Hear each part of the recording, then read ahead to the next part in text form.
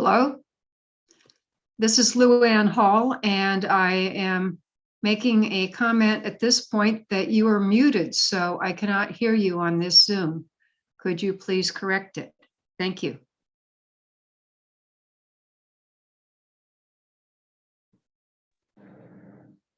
We'll continue to work on that. Hello? This thing's on, so. She might have a problem with her speaker. Are you guys looking for me? It's Kimberly. Hi, Kimberly, can you hear us? I can hear you. I had to log back out and log back in because I was not hearing anything. My apologies. I can hear you all now. Wonderful. All right, thank you for clearing that up. Okay, we're going to move on for public comment. Agenda status report. Agenda status report, items number 7 and 10 are going to be dropped from the agenda, and item number 8 will be continued to the next hearing of August 12th. 8 to be continued. 8 will be continued to the next hearing of August 12th. All right, thanks, John. Does that work? Okay. Let's go through our minutes from July 8th. We see any revisions? Do we have a planner on board here? Do we have Alex with us today? Kimberly. Kimberly? Hi there. I'm Alex's stand-in, Kimberly McCarthy. Okay, I'm Chris's stand-in. And Jonathan's standing in for David. We'll muddle through. Summer. Anybody want to go through this line by line, or anybody see anything on item 1 that needs revisioning?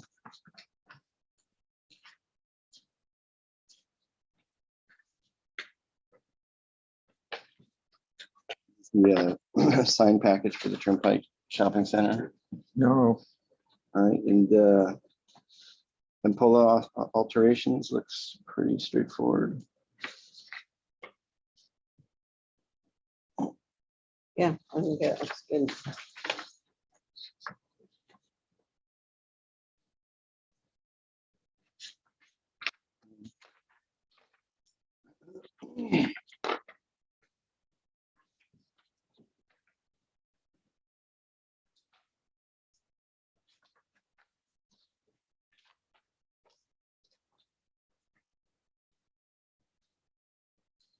I don't know who made item 5, comment E. Maybe take a look at that. I'm not sure if that's. I assume that refers to the concrete or the hardscape. Is that? yeah, it does. Okay. I'm sure that would be fine. Well, we could word it differently, but yeah, it had a lot of concrete.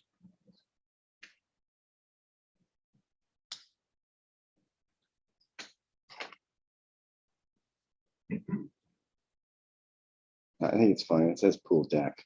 That's the important part.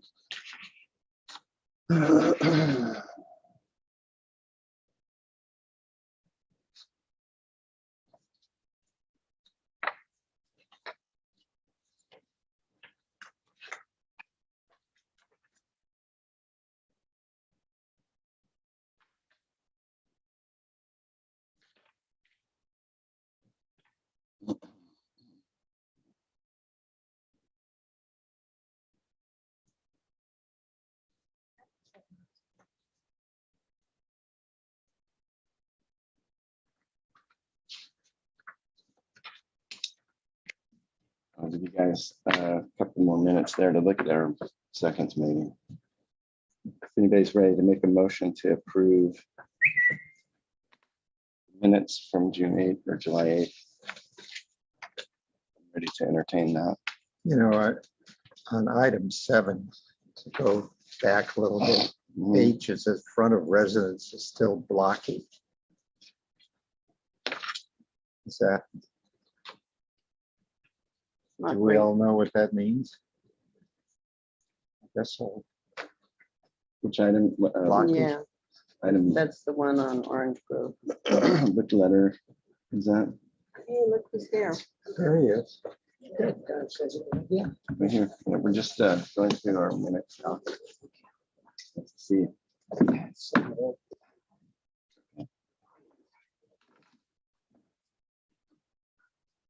Which one is that? A, B, C, D, where am I looking? H, H. the last one. I mean, is there a better word, Yeah, it's just not very cool. you know, restudy front elevation? Yes. So Kimberly, can we have a revision to item 8 or item H, or sorry, letter H or whatever on item 5, the Ghaffari? Correct. Right. I'd like to revise H. It says front of residence is still blocky. I think we want to change that to you say restudy or continue to restudy the front Restudy elevation? scale of front elevation. Okay.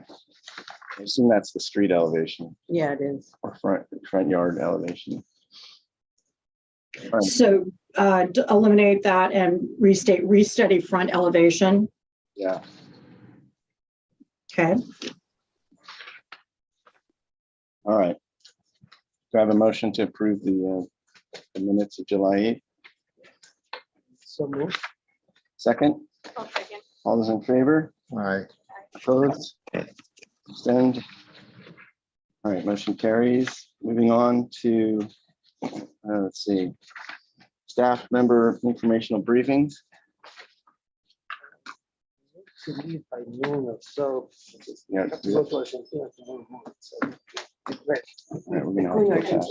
It's a bit of an emergency. We got 2 I need members, to recuse myself from item 6. item 6. So Go we on. just have to reorder things. Um, Okay, Yeah, I like to do that. Yeah. I'll make sure I stay for. This Okay, annual or track. maybe we could. made an inquiry again about the potential of adding another board member. We have an interested party, an architect in the community, so I'm pursuing that.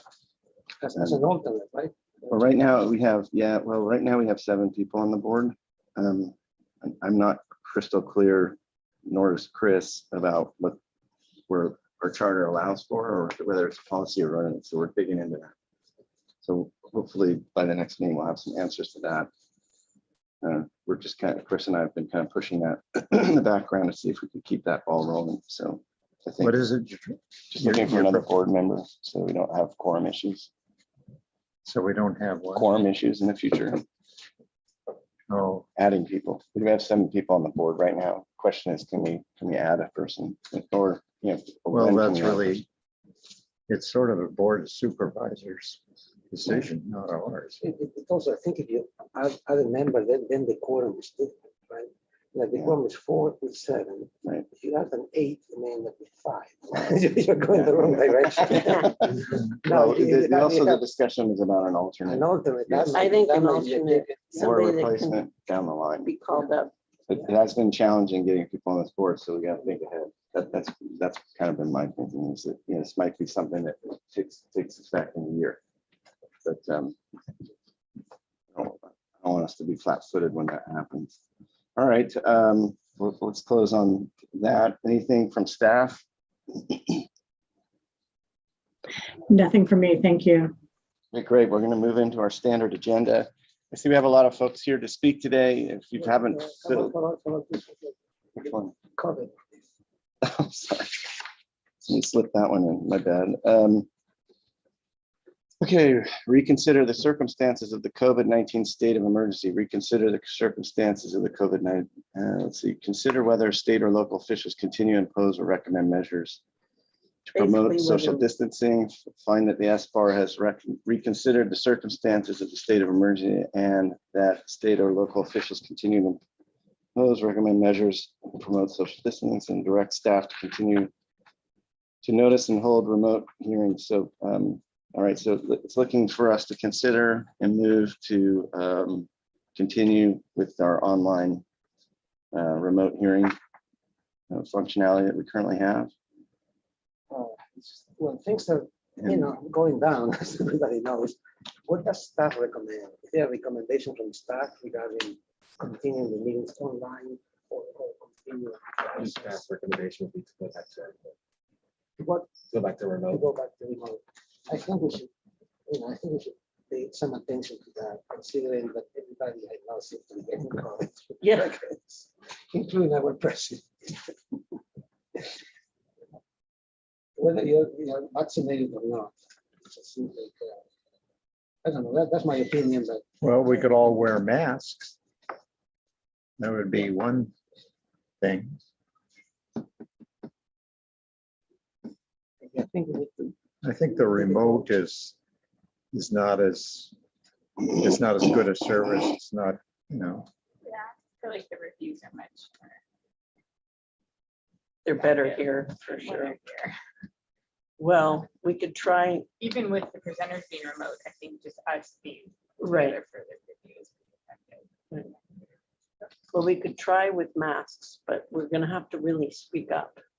So so the direction here is that we need to make a finding that we've considered these circumstances. So I don't have all of our members here, but it sounds like everybody here is considering the circumstances, right? So One more week, one more meeting at least. Right. We may change in 2 weeks, so what we have to do today is direct staff to continue to notice and hold remote hearings consistent with government code. So do I have a motion to for that, to that effect, based on the finding that we've considered the circumstances? Oh, so the motion is to go remote, right? Is that what you're saying? Yeah, to continue to notice and hold remote hearings. Like what this is saying is we're going to continue to keep doing this remotely, which we are. We're doing hybrid, but we don't want to stop doing remote because some people can't show up in person. No, is that what that means? I thought it This meant, is for, to go back to Zoom hearings. yeah, to go back fully. So for now, we need to Well, it make a motion. doesn't read that way. It says direct staff to continue to notice and hold remote hearings, which we are currently doing and we want to continue doing. Well, I believe that would be for us to go back to Zoom. Well, it doesn't say that, sorry. Okay. I'm not gonna make that motion So like should that. we clarify that we're We making a want- motion to We either stay do as what we we're are? continue doing what I've been doing in hybrid mode, or One yeah. more time and reconsider next time to see how it goes. You wanna do that? Yeah, let's do You take that. no action on the item, Yeah, and no, then we take can no hear it action. at the next. Right. Okay. Okay. So what's the motion now? I think that's what, It's we don't have to take a just- motion. No action. No action. No action taken today. all right. We'll just continue the way we are. for now. So I think the board's going to want to have a senior staff member here to guide us on this. If there is, in fact, an opinion or direction that the leadership of the county here has for us on it, we'd like to hear from them personally. So it's clear. So if I could just give a little bit of information, we are continuing to remain open to the public. There are concerns about the spikes and the newest variant, and we are encouraging people to, whenever possible, work remotely or virtually.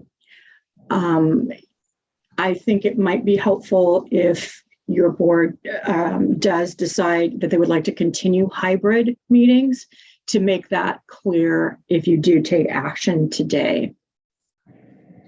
Well, we're going to do a hybrid meeting today.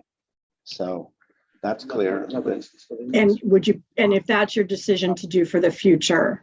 yeah, so I think what we'd like to do is wait till we It's have us here, but our some people our are. chairman and the rest of our to board make members sure here at the next us here meeting to make and that applicants remote. finding and turn that into a vote. So should we take an action today that we continue to have a hybrid meeting today, and we'll ask that it's on the agenda to be reconsidered next?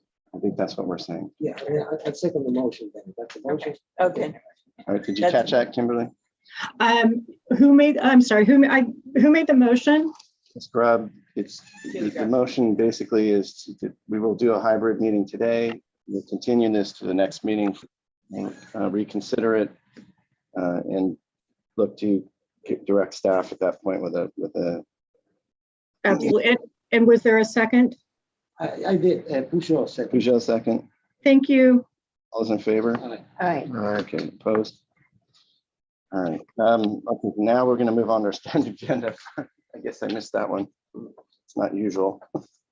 Item 1, Lemons, by the way, I think I was in the middle of talking. So if you're going to speak today, you see this little weird thing here, this little robot? That's the microphone that's at the lectern is not working or doing anything. So this that you're speaking into, just be cognizant of that. The sound's picked up quite well with these. The biggest problem is between you and us. Okay. So that the room kind of tends to kill the sound. So when you're up there speaking, especially for John and I, we don't hear as well. So speak loudly, and if you guys can't hear anything we're saying, just raise your hand and yell at us. We'll try and get the volume up. But other than that, we'll work with you on that. Please go ahead and state your name for the record and get I'm going on. Nelson, Oak Creek Company, developer of the Boulders. Just as to set the stage for this, the Boulders is a 16 unit project that includes one affordable unit in the San Antonio Creek area on about 16 acres. It started in 2010. We are here many years and more than 50 public hearings later, where all of the 16 homes got BAR approval for the architectural style, and there are a variety of different styles of the 16 homes and the exact size, bulk, and scale of each of the homes. And every one of the homes is a single-story home, and there's a slight topography as the and towards the ocean. So before the pandemic, about 40% of the homes were built and sold. There was a lull during the pandemic. Now all of the homes have homeowners who are, to one extent or another, trying to fine-tune their homes and make it their own. They've all bought into the exact size, bulk, and scale and the architectural style, but everyone fortunately wants to make it their own, and it's great. That's the way it should be. Developers shouldn't be guessing at what people will ultimately want.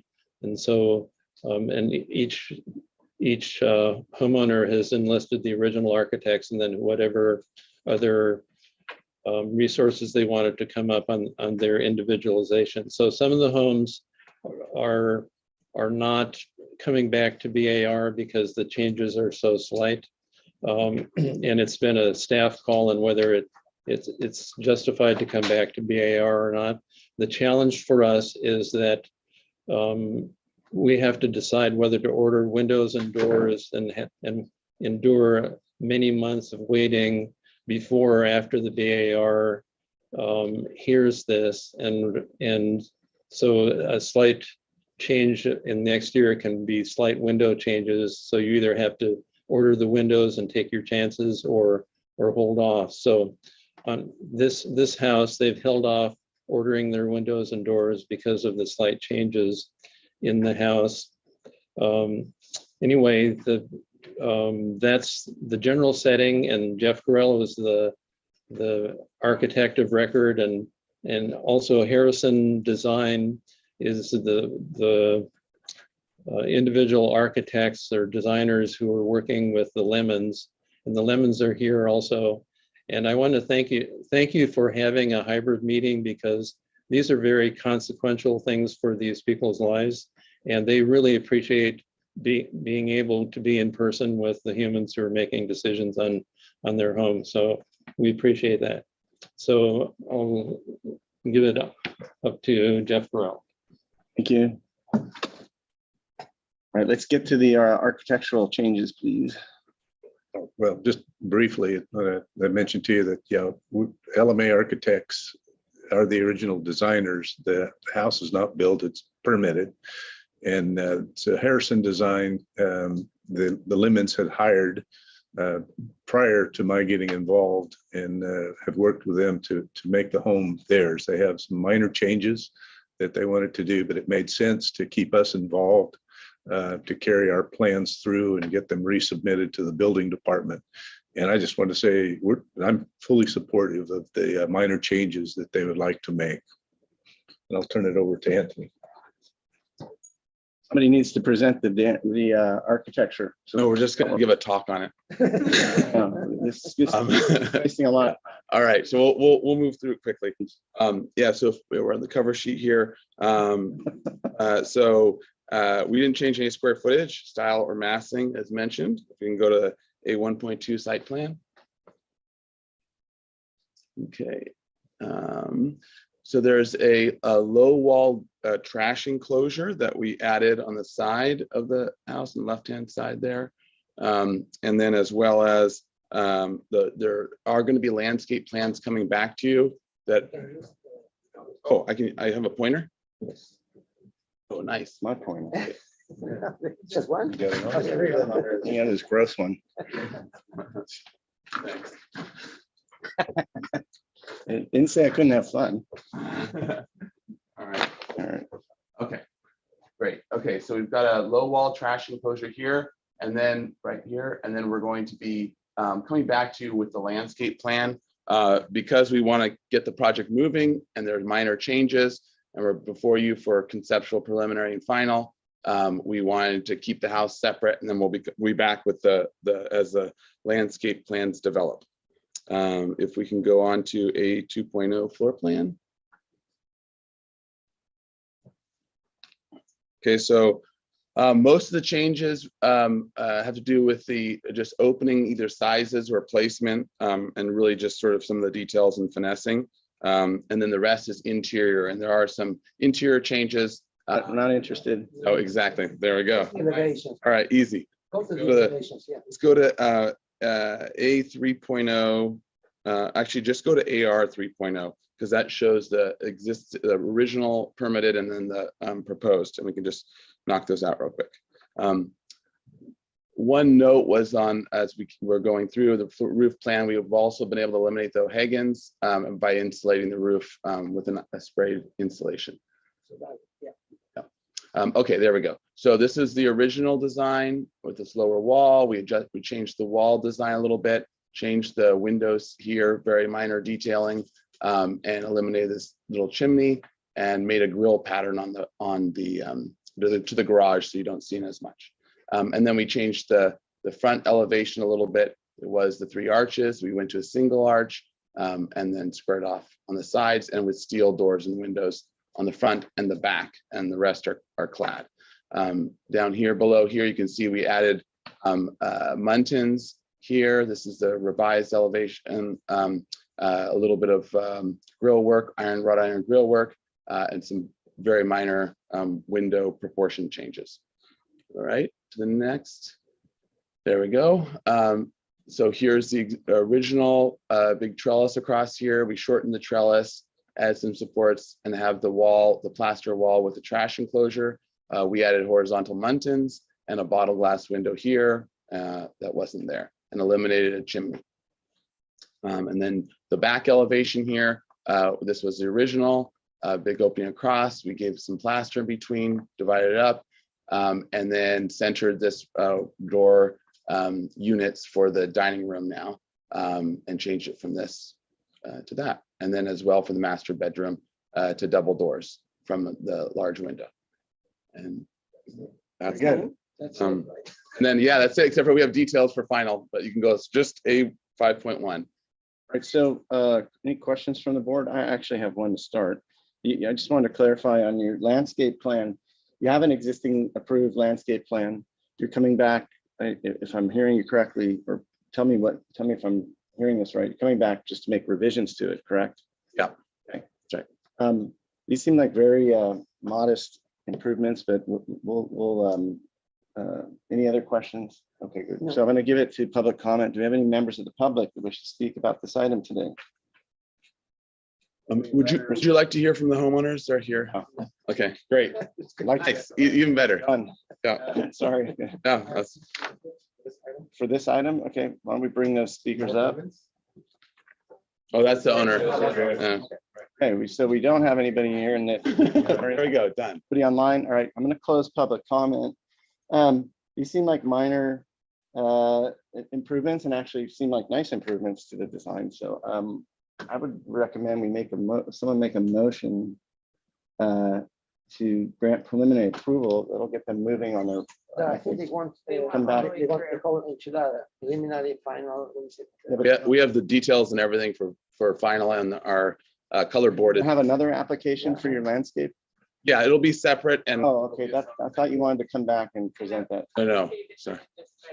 Okay. Nothing what they're doing right now is. My- Landscape really doesn't matter. So I make a motion for that, and the landscape, I suggest to come to consent.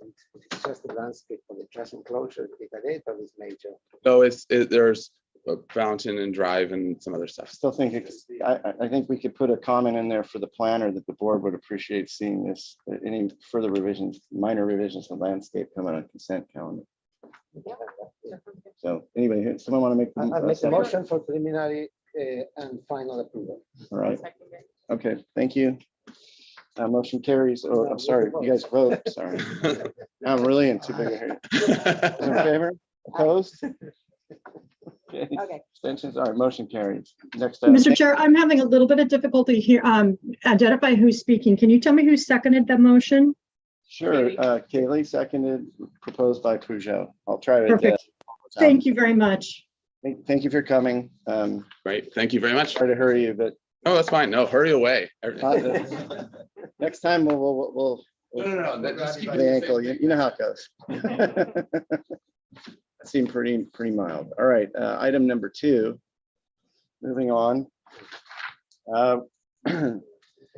Merlin, Boulder's Lot 5 alterations. So same crew. Yes, This is a conceptual. Jeff Nelson Final. for Boulders. This home had the slab done back in 2016. And the homeowners came in and started building, and they were on the horns of a dilemma. Do you order windows right now because it's going to be 7-8 months, or wait to get on a BAR agenda, or to get an over-the-counter approval? So they have ordered windows and doors that are coming later this month, and it's taken many months to catch up with the process here. It's the same style home, and the homeowners who are here, Max and Celine, he's a top Sonos executive. They've got excellent taste, and Celine really has gone to the end of the earth to find comparables of what she would like on the home. So it's approved as a modern farmhouse home, and she's proposing, or they're proposing, and the architect is proposing a 2022 modern farmhouse home with exactly the same size, bulk, and scale, and with some window adjustments. So anyway, to that, this is Murray Duncan and Butch are the architects. We just have to see the before and after elevations, and we can move it faster. Sure. Good morning, I'm Butch Murray Duncan Architects. Why don't you go ahead and just scroll down to sheet A 3.1 on the Hammer time. elevations.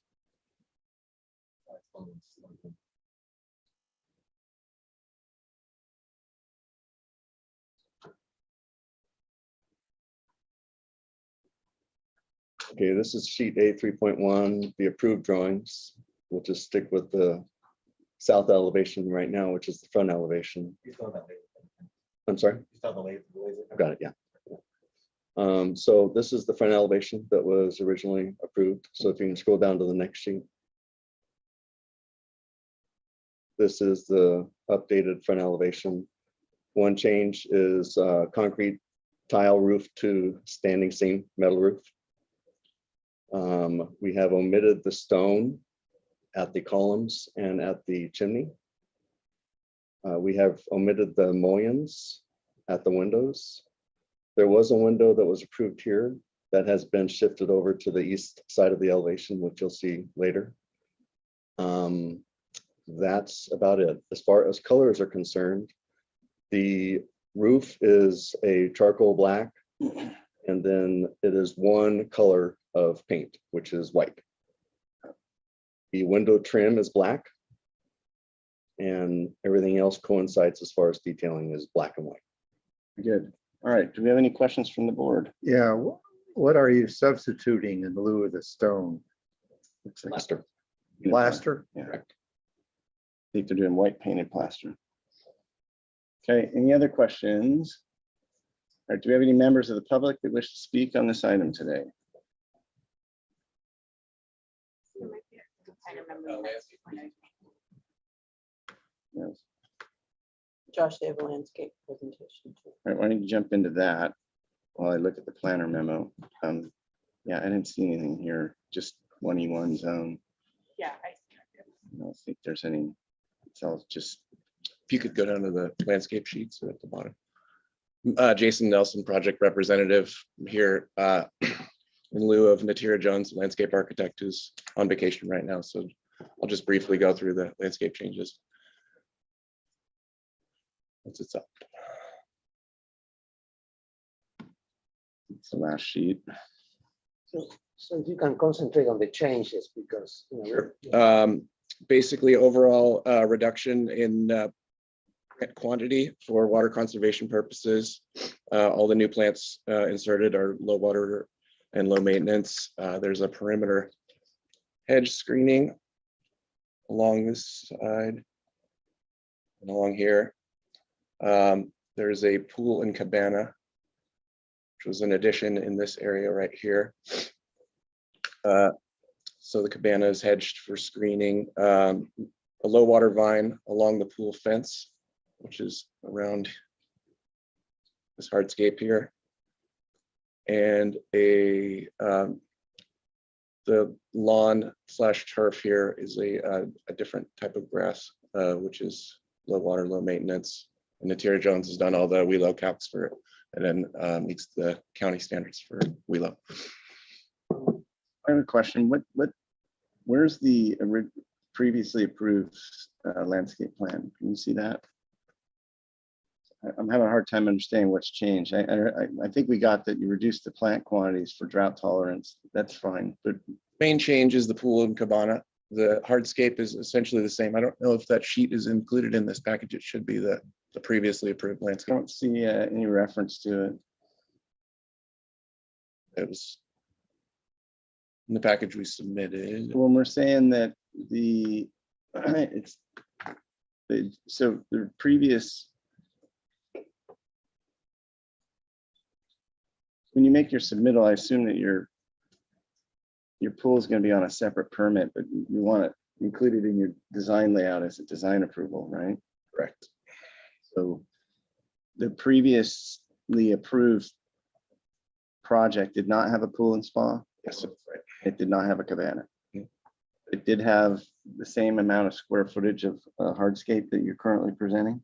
Yes, it had the similar layout and style on the hardscape. What was in this giant rectangle of concrete before the pool was there? Really wish we had the sheet up, but it was basically a patio off of the slider doors that went around. I don't remember approving that large of an empty space. Do you, Alex? Sure, it wasn't the exact configuration, but I know there was. Also, sorry. So I think the issue here is going to be whether or not I don't think there's a problem with the addition of the pool and the cabana. It's just the configuration of hardscape. So anyway, let's see how it goes. All right, any other questions? What's the cabana look like? There's a picture on it. Zoom in on Yeah, the but I bottom mean, are left. there drawings? Are there No. any, if you can hear Valerie, are there any drawings? Are there for the cabana? drawings for the I cabana? don't see anything. No, not yet. This is just conceptual on the site plan to show. Okay. Okay. Did I already ask for public comment on this? No. Okay, sorry. Do you have any members of the public want to speak on this item today? Homeowners are here if you want to. And if they, I don't think it's necessary. Okay, There's you have a comment or a speaker? No speakers. Okay, so back to board for comments. I'm going to move this along. I think that this is potentially ready for preliminary approval. Come back on consent with detailing. We need more information on this. Do you want to make a public comment?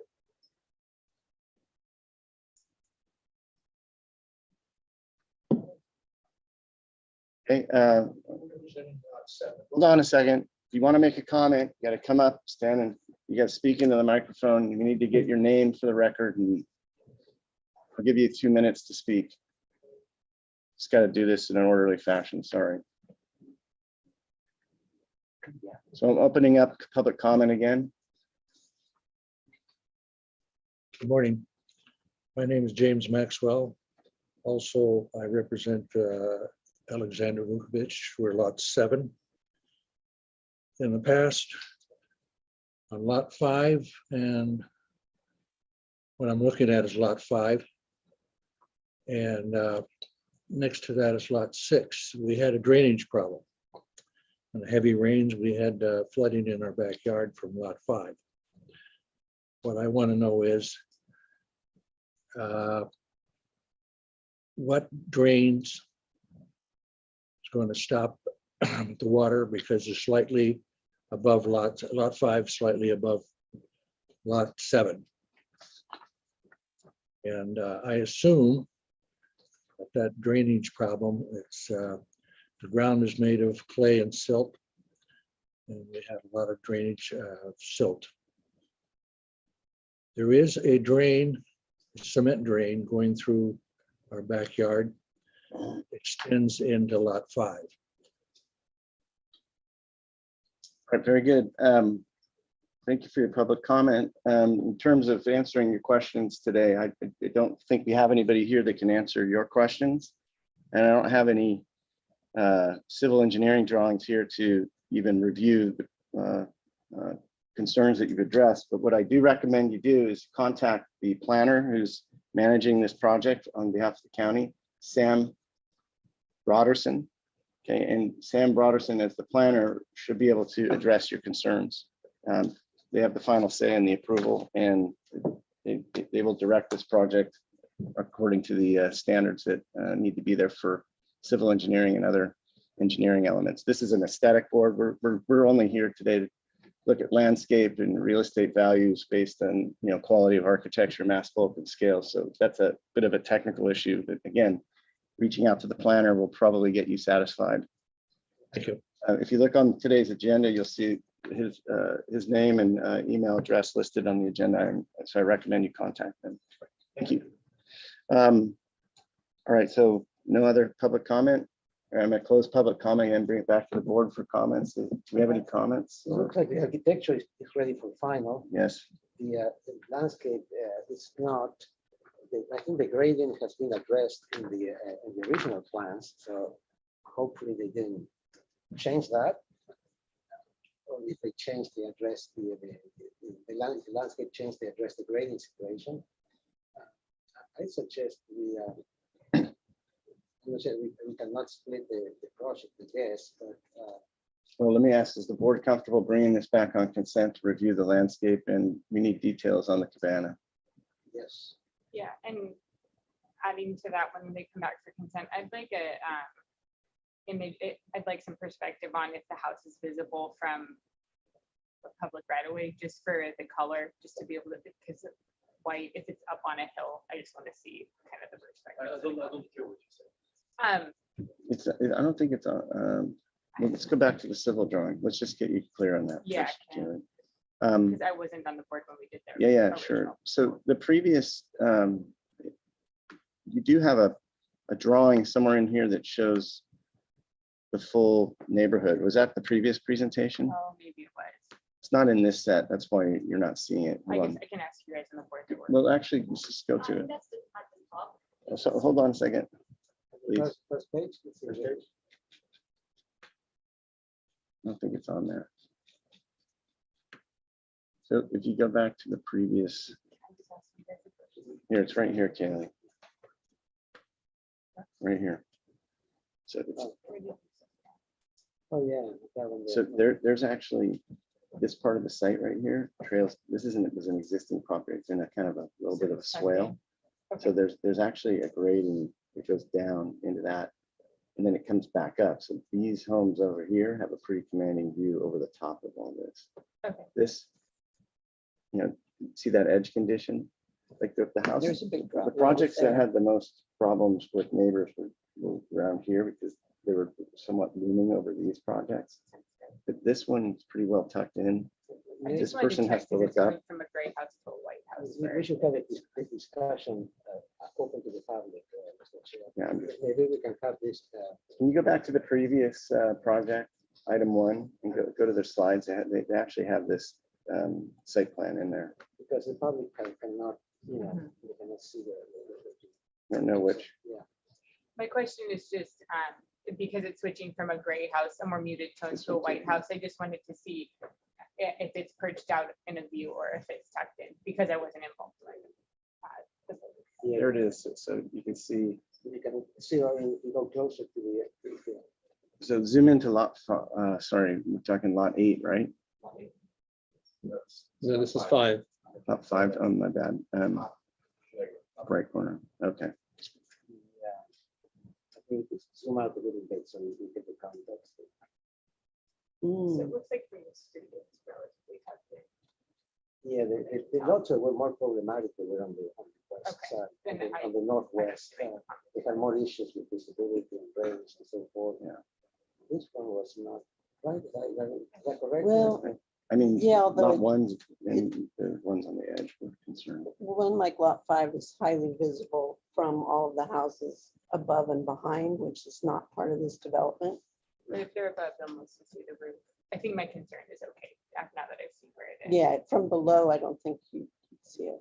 Okay. I So, wonder though, given that they don't have the landscape finished yet, whether it's preliminary, they can proceed with going in the building department or doing the rest well, of their I think plan. what we could do is give them preliminary approval today and then have them come back to present the landscape plan as reflected against the pre-existing Right. approval, and then Right, come and- back with details and elevations on the On the cabana. cabana. their And- And I'm architecture on drawing. consent, so And- I'm okay with it. And I'm thinking it'd be good for us to just drive by this development on our own. It doesn't have to be anything official, but Okay. you know, it's been a lot of years since, and there were many, many meetings about this.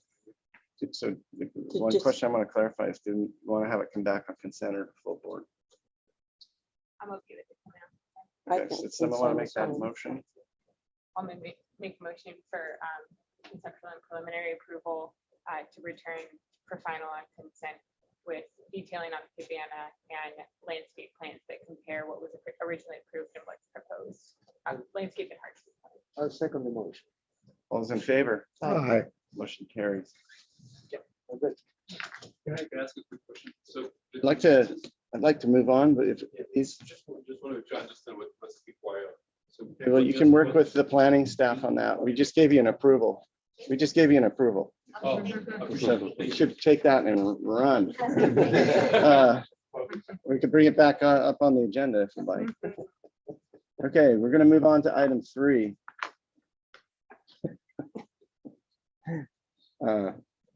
Okay, Cartagena edition. This is the first time we've seen this. Let's see. This is Jose Sanchez, Robert. Conceptual review of addition remodel. So do we have our applicants here? Mr. Chair, yes, Brian Banks here. We also have one of the owners, Robert Cartagena, and we have Jose Sanchez for architecture and Katie Klein for landscape. All right, great. When you're ready, go ahead and make your presentation. Can you please start by getting us oriented on where in the planet we are located and so far? Yes, yes. So we're in Hope Ranch. We would be south of Laguna Blanca would be the best way to think about it. Not down, so near Estrella, so not down in the beach area, but in the northern part of Hope Ranch, south of the golf course and the school. Yeah, we're looking at the aerial photo too. Aerial photograph. Okay, good. Yeah, that'll help. And then we've got some, oh, perfect. That's exactly what we need. So you see to the left there, there's Laguna Blanca's track at the school to the west. So by way of background, the project has already been to Hope Ranch at their conceptual architectural review level, and we've got their approval to proceed. And then we'll talk about it here when we get into site plan, but the project does require, because of, the Hope Ranch parking requirements, which are pretty onerous, we're required to provide 6 on-site parking spaces. We're requesting from your board a modification to the location of the parking where we can place it partially within the setback. But we've also got what Hope Ranch calls a variance for that same parking relief to park in their setback. As the board might recall, with Hope Ranch, you have a 75-foot front setback and 25-foot side setback. So those setbacks eat up quite a bit of property. So, but today you'll see the project. It's an older house. It's a house that I would say, needs a lot of love. Pretty rare in Hope Ranch to find one of these, but the project that you'll see is an addition and remodel. We tried to work with as much of the house as we could. And as I said, we've been to the HOA for both conceptual architectural and their variance approval. And we're ready to show it to you. So again, when you take a look at the plans, just think about that setback modification, because we'll need to have your support for that when we come into our planning submittal stage. Well, Thank you. While we're on the subject, Brian, can you? Yes. I'm looking at, I just want to make sure I understand what you're proposing there. On A1.01, we've got 2 different front yard setbacks, one at 79 and other at 60 feet. Can you just briefly describe? Absolutely. Good eye. So Hope Ranch doesn't recognize the county zoning ordinance in terms of setbacks. So our house existing, thanks, we can get to that. Our house existing encroaches into slightly portions of it into their 75-foot setback. Because we have the county code that offers relief for sloping lots, we can actually reduce our front yard setback. I don't know if any of you have taken advantage of that, but essentially it's if you have an elevation 7 feet or more above the center line of the road, meaning it's kind of like a steep hillside type of lot, the setback for the dwelling can be reduced by 20%. So what you'll see on here is the Hope Ranch setback. That's the more restrictive one that's cutting through, part of the house there existing. And then you'll have the one that's more southerly. That's our sloping lot setback that's allowed in the county's code. So existing here, and then you'll see it on the proposed in the coming sheets. Okay, so just real quick, Kimberly, are you with us still? Planner. I am indeed. Hi, you just give us a little bit, I know this hasn't been assigned to a planner yet. Can you weigh in on that, how you think we should interpret that? Mr. Banks did a great job of explaining the sloping lot setback. The county rules do prevail for SBAR analysis and zoning permit analysis. So if the property has established the criteria, it falls within the criteria, they are allowed a certain relief to that 75-foot setback. And that relief is different for an addition to the residence versus an attached garage. And I can get you the exact language if you're interested, but basically if you have a change in elevation, and I believe it's 7 feet from the street to the edge of the structure, then you're allowed to avail yourself of that reduced setback. Okay, good. So for clarification, I think the direction is that this board should, based on its purview, focus on the 60-foot setback and let the applicant work with the Hope Ranch Association on. Yes, the 60-foot setback is consistent with the zoning ordinance. Perfect. Thank you so much. Thanks, Josh, for that. That's really important, because you'll see when we get to site plan, we are going to ask your board for some relief through the modification of the parking area that encroaches into all the setbacks, sloping lot, Hope Ranch and everything. So thank you for that. With that, I'll turn it over to Jose and he'll take you through the plans. Okay, thank you. Jose, can we start maybe with the photos page so that we can navigate a little bit of the on the property? No, the one from our drawing set. Yeah, we're getting there. Okay. Okay. Can you, Jonathan, can you maximize your window there? Sorry. Thank you. I think it's the third sheet of this set. Yeah, there's a little delay here between you and us. So Go just up, not go up, the other way. give us a second here, Jose. Okay. Okay, here we go. You should start seeing those. So we'll zoom in on them a little bit. But why don't you start? Good. So acre property, there's an existing 2,100 square foot residence. And I think, you know, with these images, we just want to show the complexity of the site. So the left, I'll start from the left top image and just kind of breeze through them. So the first two images show one, the street from the southeast corner, and the second one shows the east neighbor. The next two images show the front property from the existing driveway, and then also shows, the right picture shows kind of the steepness of the existing property. The other pictures, second row shows a picture of the residence and the garage from the driveway. And then the right two pictures, the driveway and its proximity to the neighbor to the west as well. Moving along, the third row, that shows images northeast corner towards the garage and partial residence. Third image shows the rear of the house and kind of a small rear exterior patio. And then the fourth image shows the rear of the house as well, but kind of the topography hitting the wall of the exterior residence.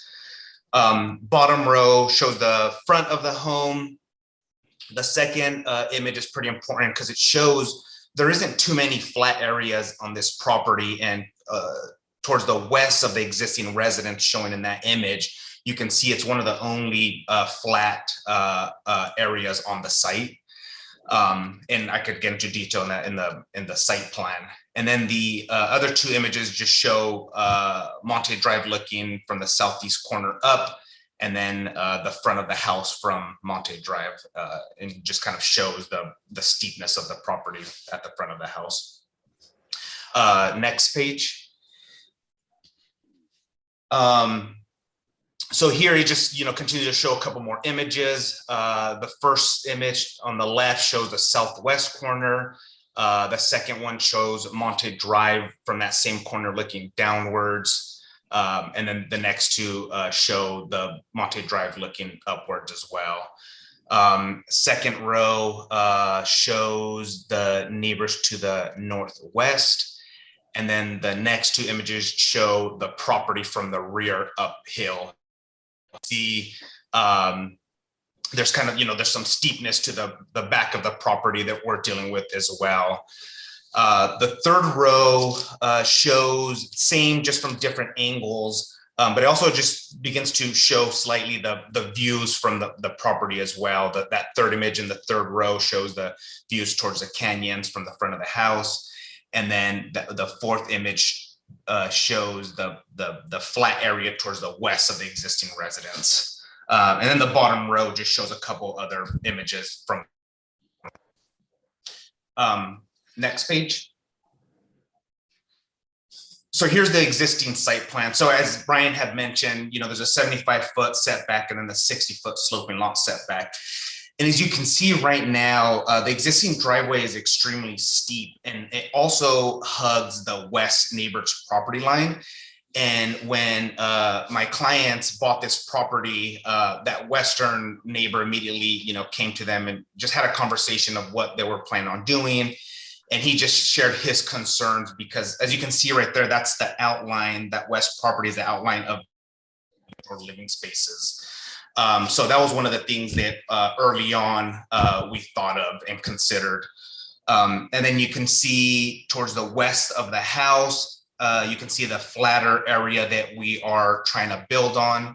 But this really shows you our constraints, the building envelope, the steepness to the north and the south of the residence, and really only our allowable areas, or at least so that we're not impacting the site where we can add to the existing residence.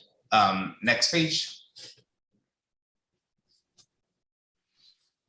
So here, this is the proposed site plan. So we're proposing an addition that totals 3,970, single-story home with a 3-car garage and a 396 square foot cabana.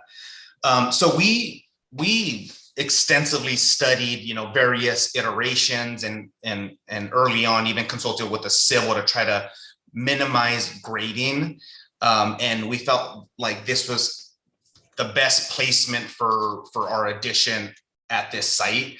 And also we switched the driveway to the other side of the property just to give some relief to our western neighbors, but also just to eastern neighbor, but also just to make the driveway less steep, because you know, when we first arrived to the property, it was just, you know, it didn't feel that nice, you know, having to drive up a steep driveway to your garage. So with this new driveway, it's a lot less steep, probably about half the steepness.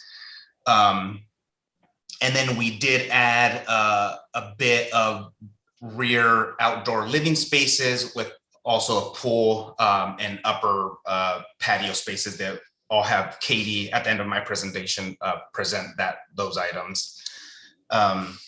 So the next page. So here, this is a site plan that we had to produce for Hope Ranch. They required us to put up story poles so they can see the height of the proposed structure in relation to the existing residence, but then also any impacts it may cause to the northern property owner, which are minimized. And then also we outlined the existing footprint of the residence, which in the next sheet you can better understand how we're utilizing the majority of the footprint. Next sheet. Oh, actually, this is the existing residence, which we don't really have to review. All it really shows is the inefficient layout of the existing floor plan and then how it's currently encroaching into the front yard setback. So here, we put this together just to show the existing footprint of the residence, and how we're utilizing all the existing footprint, and then how we're really, the majority of our addition is on the western side to accommodate a 3-car garage and a couple of rooms for this new residence. And also here it shows that because the rear patio was so small, we wanted to propose pushing that back a little bit just to expand the outdoor living spaces a little bit, and so that it wouldn't feel so tight back there as well. Next sheet. So here we have the proposed design. And I guess I won't go too much into detail because you guys focus more on the architecture. Moving along here, you're taking a lot of time up. You need to keep moving. Okay, so we could just keep on going. So here you see the existing elevations of the home. Next sheet. And then here are our proposed elevation. So here we can start with elevation 1, which is the front elevation. So we went for a mid-century modern style architecture. We are trying to maximize the views towards the south because that's the views that have the canyon views, which are super beautiful. And then just, you know, for natural lighting. The top elevation shows the rear of the building, living spaces, and also you can see that we're proposing a pool cabana, which is set on the top of the hillside. The 2 side elevations shows again the cabana right there and the garage entrance. And then the elevation number 2 shows that's the master bedroom side. And then, you know, partial rear patio spaces. And the red dashed lines show the height limits to our project. And then the left shows a conceptual material palette that we were thinking of. Next page. Here, we just added a couple, just rough sections. So if you guys had any questions in understanding the topography and its relationship to the structure, we can view those. And then the next page shows a couple of three-dimensional views of the architectural style from the rear and the front of it. So I'll go ahead and hand it over to Katie so she could briefly discuss the landscape. Thank you. Good morning, Katie Klein with Perry Eye Studio. If we could go to the prelim landscape plan, perfect. I'll quickly walk you through. Our intention was to really clean up the site, enhance and preserve as much landscape as possible. Currently, the site is very overgrown, and also work within the topography of the site. As you can see, there's a significant addition of new trees. We have olives, cercis, oaks, crepe myrtle. You can see in the preliminary plant palette kind of our list that we're going to draw from. And then along the property line to enhance privacy, we have native shrubs. So it'll feel more natural when you're looking at it from the street, and also increase habitat. I'll walk you through a few of the programming. We have an entry patio that's large to the south to really, there's a lot of nice views, and we just wanted to take advantage of that and provide a sense of entry there. And everything we're proposing as much as possible will be permeable. And then to the east, we have a primary room master garden space.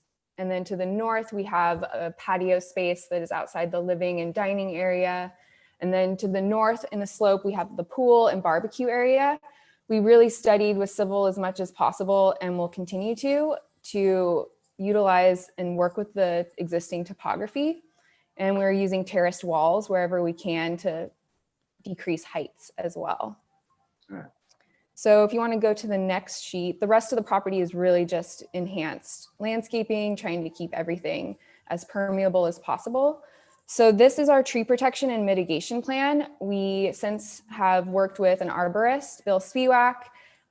We do have to remove 3 oaks, one of which is in poor health and where the new addition is, and then 2 within the driveway in order to relocate that driveway. And the 2 in the driveway, they were cut down to stumps and have since regrown, and they have really poor structural condition. And so since we did this plan, we have worked with Bill, and we will be adding 12 new mitigation oaks that are 15-gallon. Currently, this plan shows 9, so we'll be adding 3 more. Very good. Okay, does that conclude your presentation? It does indeed, sir. Thank you. All right, good. Any questions from board members? Yeah, what's the width of the driveway? Okay, the question quickly, what's the width of the driveway? It's about 30 feet, I would say. Any other questions? Yes. Mr. Peugeot, Has fire seen this project? has fire department reviewed your project? The answer to that is no. We've designed the hose poles and the access to meet it, but we wanted to get conceptual feedback before we nailed down the fire access diagram for them. What's the driveway slope? What's the slope of the driveway being proposed, please? I don't have it in front of me, Alex, but it's less than 15%. Under 15, So okay. the garage is about, what, 257 feet? And the topo line down there at the bottom, Alex, you can see it, it's 247, so it's about 10 feet from top to bottom, if I'm reading that correctly. All right, What's the roof material? roof material. Standing seam. Thank you. I have another Yes, question. another question. Do you have site sections that show some of your retaining walls? Ms. Frosser is asking about site sections showing retaining walls. That would be a cut all the way through the site. Yeah. We have a couple sections in the sheets above. Yeah, the answer is no. They don't have them today.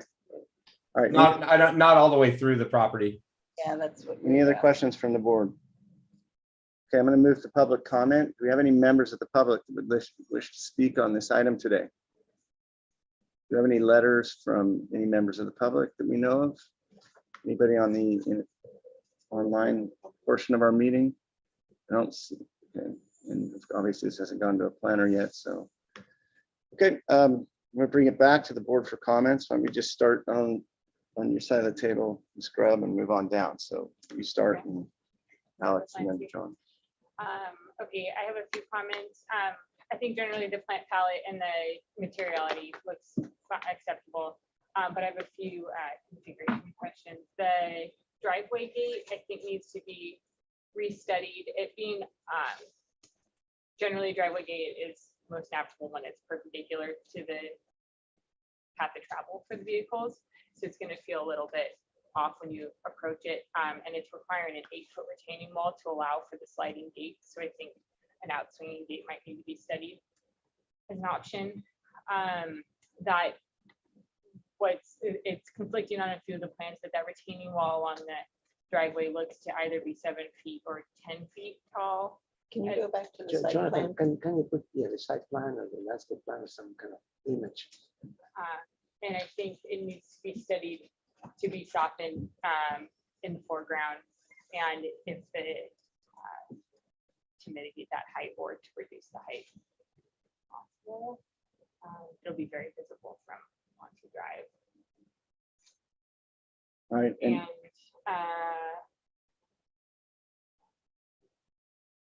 yeah, I would like more information on the site sections through the retaining walls, through the driveway. right, before you go, Mr. Peugeot, Kimberly, I want to make sure you got all that clearly. I believe I did restudy the gate and driveway, reduce the height of the retaining wall, and provide site sections through the driveway. So rather than, they may need the height of the retaining wall to make the driveway work where they're proposing it. But I think study alternate parking configurations that would allow the retaining wall to be reduced or soften, allow for a planter in front of the retaining wall to soften the height. Okay, thank you. And before you go, Mr. I just want to get each one of us to kind of opine on the modification issue. Kimberly, what kind of comments would be constructive for the planning staff around our position on the site issues that were previously discussed around the encroachment? There is no special determination or findings that need to be made to utilize the sloping lot setback reduction. It's just a part of the ordinance, similar to, say, a variable side or rear yard setback determination. So you don't need to make findings, but you can obviously comment on the aesthetic component or any other component that you want, given the siting of that structure and its proximity to the roadway.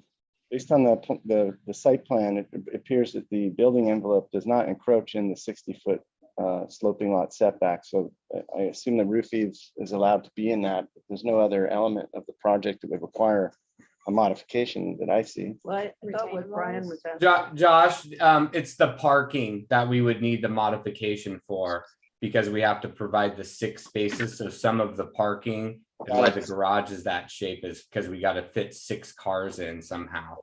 All right, so to the board members, just a little direction, make some comment if you have it on the disposition of the driveway, just so that we get that in the record, whether or not we like what they're doing or not. The site plan, please. The landscape plan. So do you want to add anything to your comments before we move to Alex? For the modification. Just for the driveway, yeah. Do you have any specific comments to that? I think these Bigger. parallel parking spaces are going to be a bit of a challenge and very visible. So I think the parking does deserve a little restudy. Okay. I'd be in favor of the modification if I. Okay, so Ms. Grubb would add that parking layout and driveway needs some more study. Mr. Peugeot. Yes, I agree with the comment on the driveway and the parking. I think the driveway at 30 feet is unacceptable.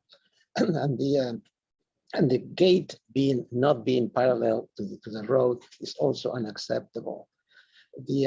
I don't mind the modification, the technical aspect of the modification, but that parking arrangement does not feel correct. It looks off.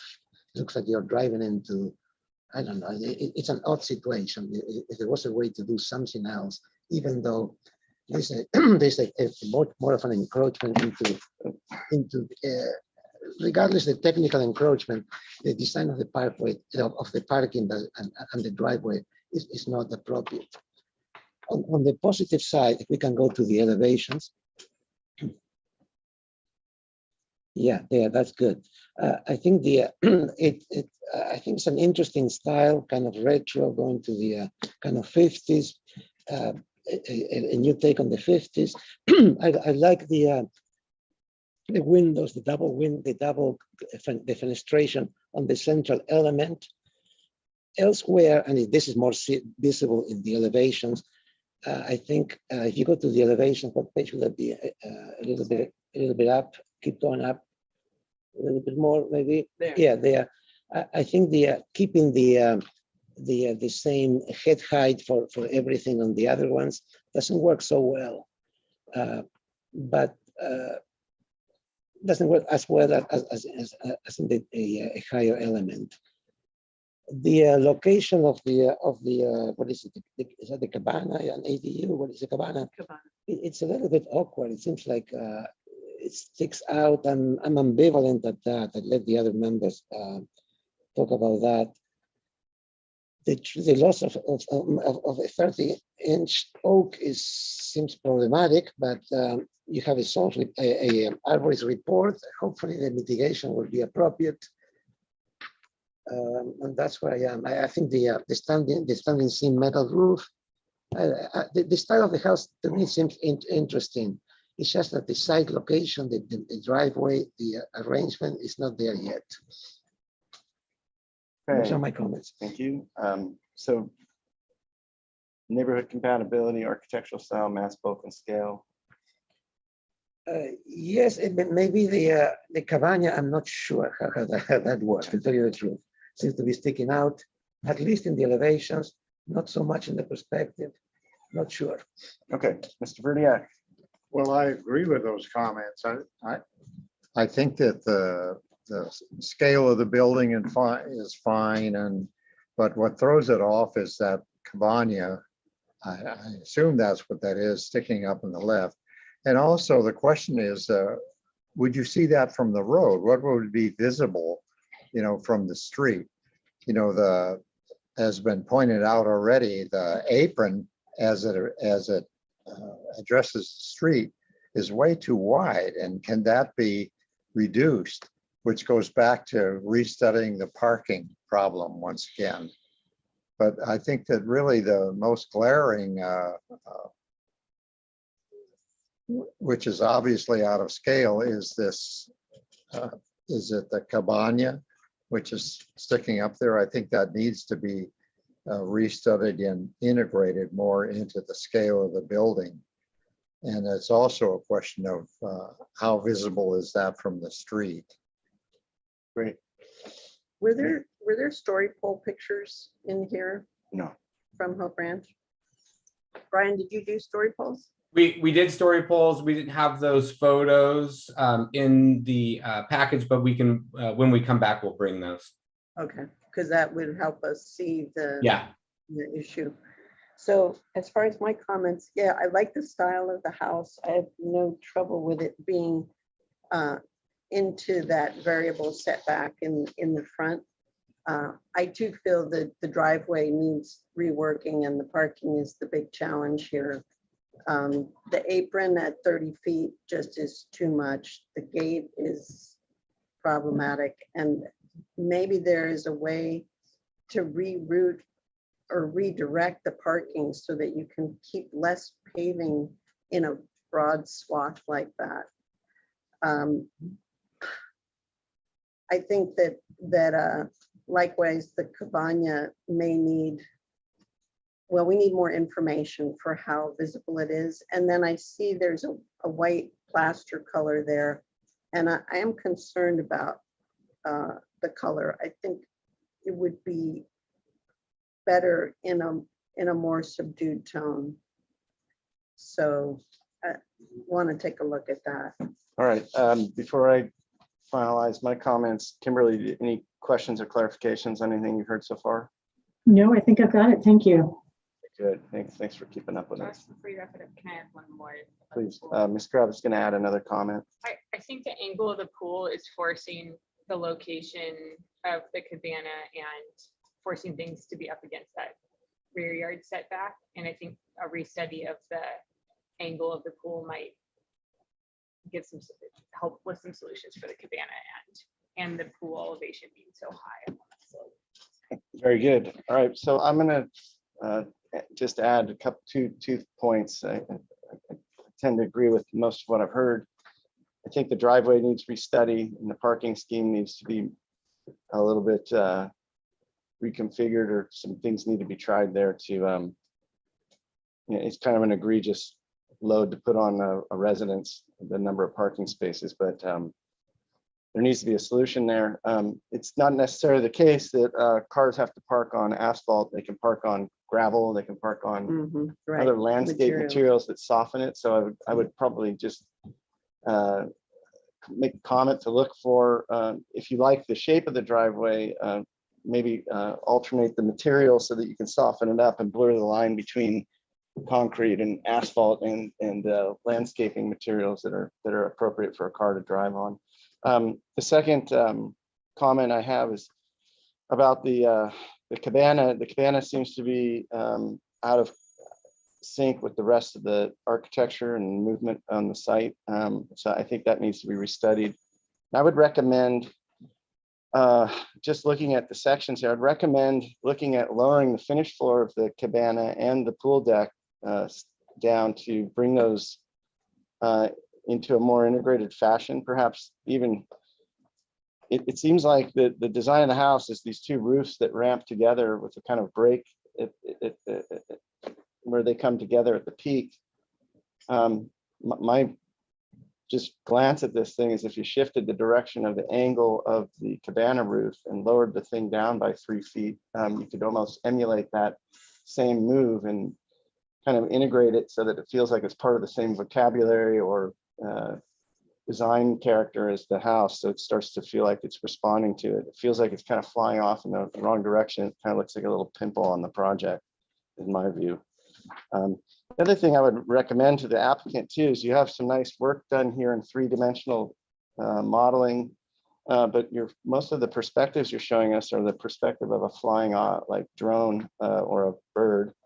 And I think, you know, getting some perspective shots that represent what human beings see on the road or on the approach to the house or from neighboring properties are probably going to be more successful in conveying the movement of the house or the sighting of it and how it lays out. But anyway, that's just advice.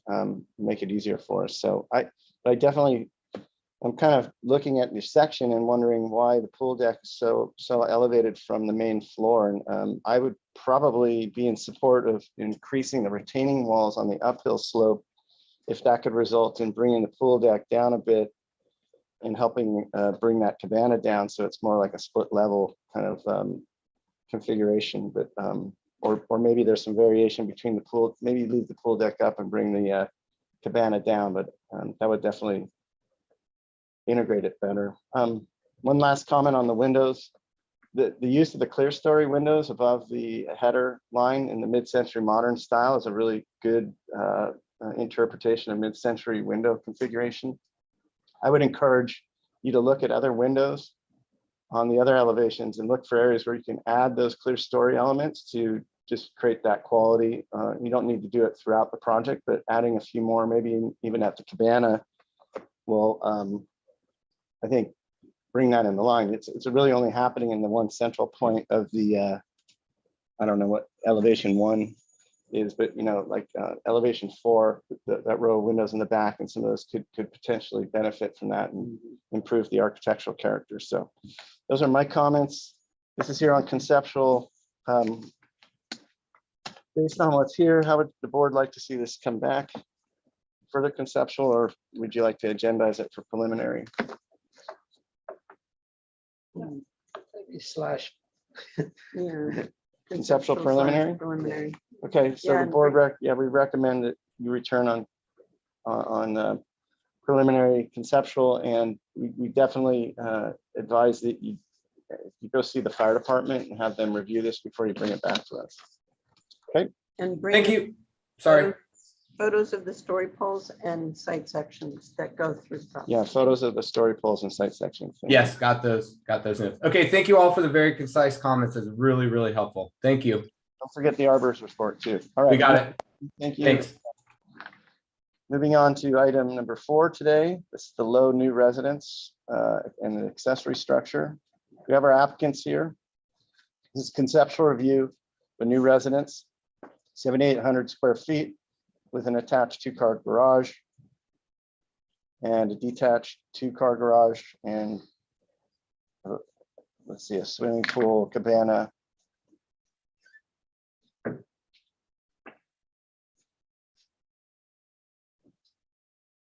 Oh, sorry, you guys weren't here earlier. So the lectern is where we want you guys speaking from, just so that we don't confuse you. That little device sitting in front of you, this is what we're speaking into, the microphone on the microphone, and that's no longer working, so don't bother with that. Okay, use this tie. Okay. So we send to that little, yeah, that's your microphone, that little mobile device. Thank you. Hello. Yeah. All right, go ahead. Hi, good morning. My name is Tip and this is Kelly. We are from the Warner Group and thank you for being here to review our beautiful projects. And anyway, so we would like to fill you in on the design, the ideas behind it, and the process. By the way, this project has been in front of Hope Ranch Design Review Board and Hope Ranch Board of Directors. And we have received conceptual approval from both Board of Directors and the Design Review Board. So let's, the project in Hope Ranch, can you go to the next page? Yeah. Oh. So the site is a 2.58 acre on Crescente, and Crescente is on the ocean side is right here, and this is Crescente, and this is an existing house that will take it down. This is at the edge of Bluff. This is the neighbors to the west and the neighbors to the right. Next page, please. This is the geotechnical study that we commissioned Earth System to perform that establishes the edge of Bluff that will help set the setback for the house. Based on this plan here, the edge of Bluff is right here. And then we have a 35-foot setback for the building. And once again, this is the existing house, the ocean on the left. Next page. So we have some existing site photo. This is looking toward east. That's the existing house, the ocean. This is looking south to the ocean. This is looking south. This is the existing motor court. And this is looking from the ocean, looking at the house. And this is the map. You can see the back lawn here, the ocean over here, the motor court in front. So the way we designed the house, Hope Ranch has a very strict guidelines in terms of setback. So the property line is, I said, 2.58 acres. And this is a 25-foot setback to the west, 25 to the right, 50 feet in front. And this is the edge of Bluff. And this line is a setback line. The new residence is right around here. And we are setting back from the west 25 feet with a portion setback at 45 feet back here. On the east side, the house is set back at 40 feet minimum for the main house, with a second story set up back at 45 feet. And the front is way back, and we are keeping the same approach to the house. You're coming in, front doors right here, but the pool in the back, and the garage is to the left and right. By the way, that's one more important fact. This is the next door neighbor, Mr. Liskin, and this is next door, Mr. Michonne. And you can see the string line that's a coastal commission requirement that we had to keep our project behind the string line, and that's that's a very strict requirement from the coastal commission. That's between the two neighboring properties. And also from here, we don't have a landscape plan yet, but we'll come back with some landscape plan. We'll have solid hedging for privacy, and both the west and the east.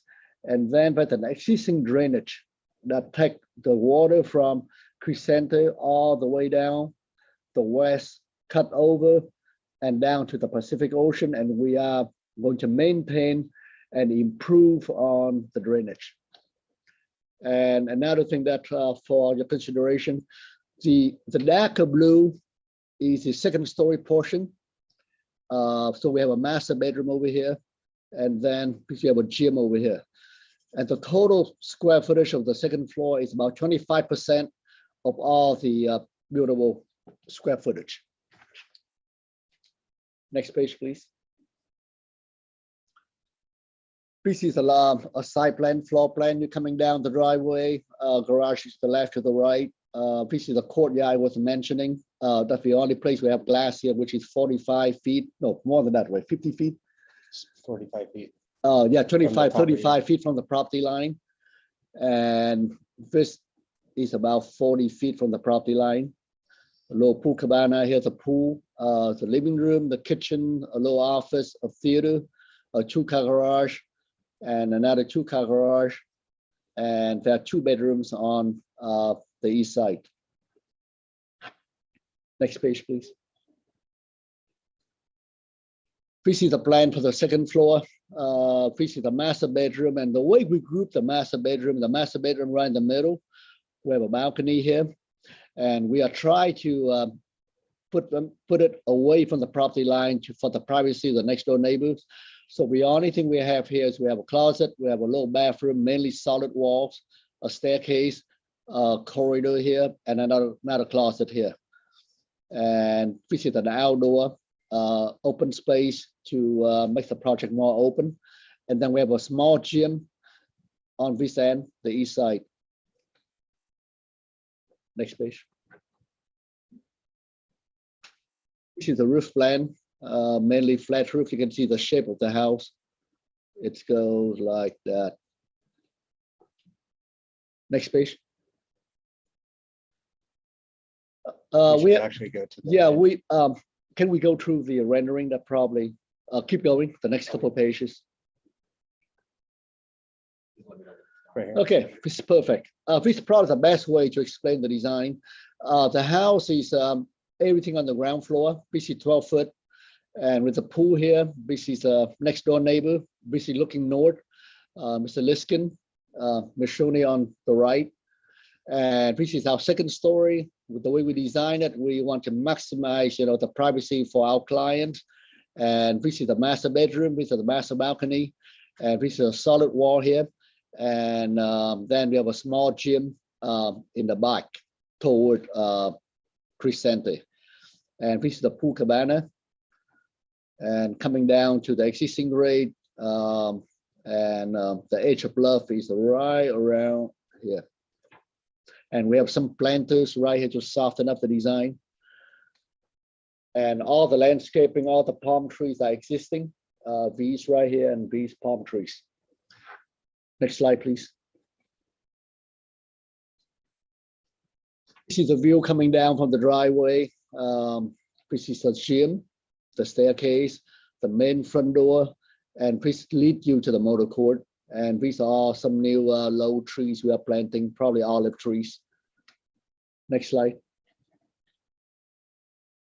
The view of the front staircase coming into the front door, the gym here, and the garage on this side. And this is our travertine wall, travertine cladded wall, plaster, metal frame, doors and windows, some water feature in the front, motor court. And this is the view from the back, looking at the pool, looking west, the pool cabana. And this is the open up patio to the living room, the family room, and the kitchen, and the master bedroom is right above here. Anything else? No, I think that. Yeah, covers it. so This one, that's, I got the elevations. kind of conclude our presentation, and if you have any questions or comments, we can help you with what you need to know. Thank you. Very, very good. Any questions from the board? Not yet. All right. Yeah, do you have any sections, side sections? Side sections. Well, that's a good question, Alex. We don't have a side section yet, but I forgot to mention that from Crescente down to the house, it's dropped how many feet? 15 feet? 16 feet. 16 feet from Crescente down to the house. And then, so that way from Crescente, the first floor completely at street level. And I believe that probably 4 of you went to the site Yeah, I went. and you saw the story poles, Mhm. and you can see the 2 areas. Yes. And there's one more thing. Can you go back to the site plan for a second? Yeah, you remember went. seeing the site. Yeah, Yes, that's right. the old Okay, house is kind of pink. Forget, Yeah. now I remember the site visit, yes. All right, well, let's see if we can move forward here. Do we have any members of the public that wish to speak on this item? Take 2 was. Letters or By comments? the way, can I go back to the existing site plan? Sure. Yeah, Keep going. keep going. That's 16 feet from here. Any members of the public? One more. One more after this, the survey. Yep, right here. So there was an existing oak tree right around here. And we had to take it down because it's completely rotten on the inside. And the trees is over 40 feet tall, 35 feet tall. We hired an arborist and we got a permission to remove from Hope Ranch. So because I'm sure that issue will come up. And in return, we'll have to do some new planting per the county requirements. And when you look at that, some before pictures, that oak tree was really in the way. And actually, a lot of neighbors came to us when my client bought the site and asked, why can't we take down the oak tree to improve our views? By the way, the oak tree is gone. Right. Okay, let's open up public comment, and we'll come back to the board for questions and see what. So if you'd like to speak, or do you want to just call off the first name? Patricia Artigas? Yes. Please use the lectern. I'll give each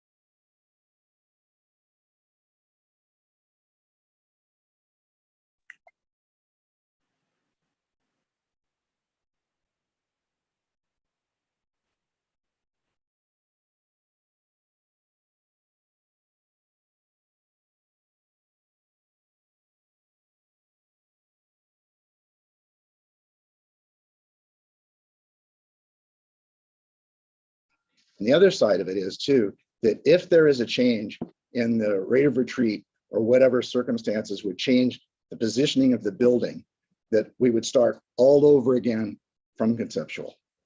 So I just want you to be aware of that. Thank you. Thank you. Next speaker, Max Liskin. Mr. Liskin.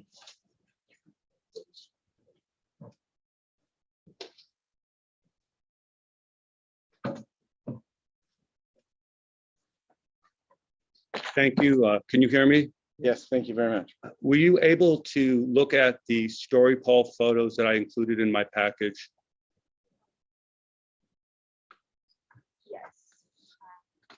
I have materials here, and how do you get those labeled, sir? I have. I'll make it easy because time is up. Here you go. So we have a folder in our midst here. It's called the. I'd really like you. I know you're busy. Took a lot of time to do this. If you could just open it up, I'll walk you through it. Maybe give me one back. I'd like to focus on two things here. Number one, Edgar made the point about the Bluff Setback. This project, its impact is going to be determined by where it is. The geological study that was done by the Lowe's as of June, according to the planner, has not been peer reviewed. Number two, I, at my expense, had it peer reviewed by Mark Johnson, who worked for the Coastal Commission for 17 years as a staff geologist. And if you look, I've included that report. He says it's fundamentally flawed. The setback that they're using picks the worst of three measures. The correct procedure is to add them all together. This house is going to move, and that's going to affect all of us. The next point I'd like to make is the impact on our home. The story polls show that we have our privacy destroyed.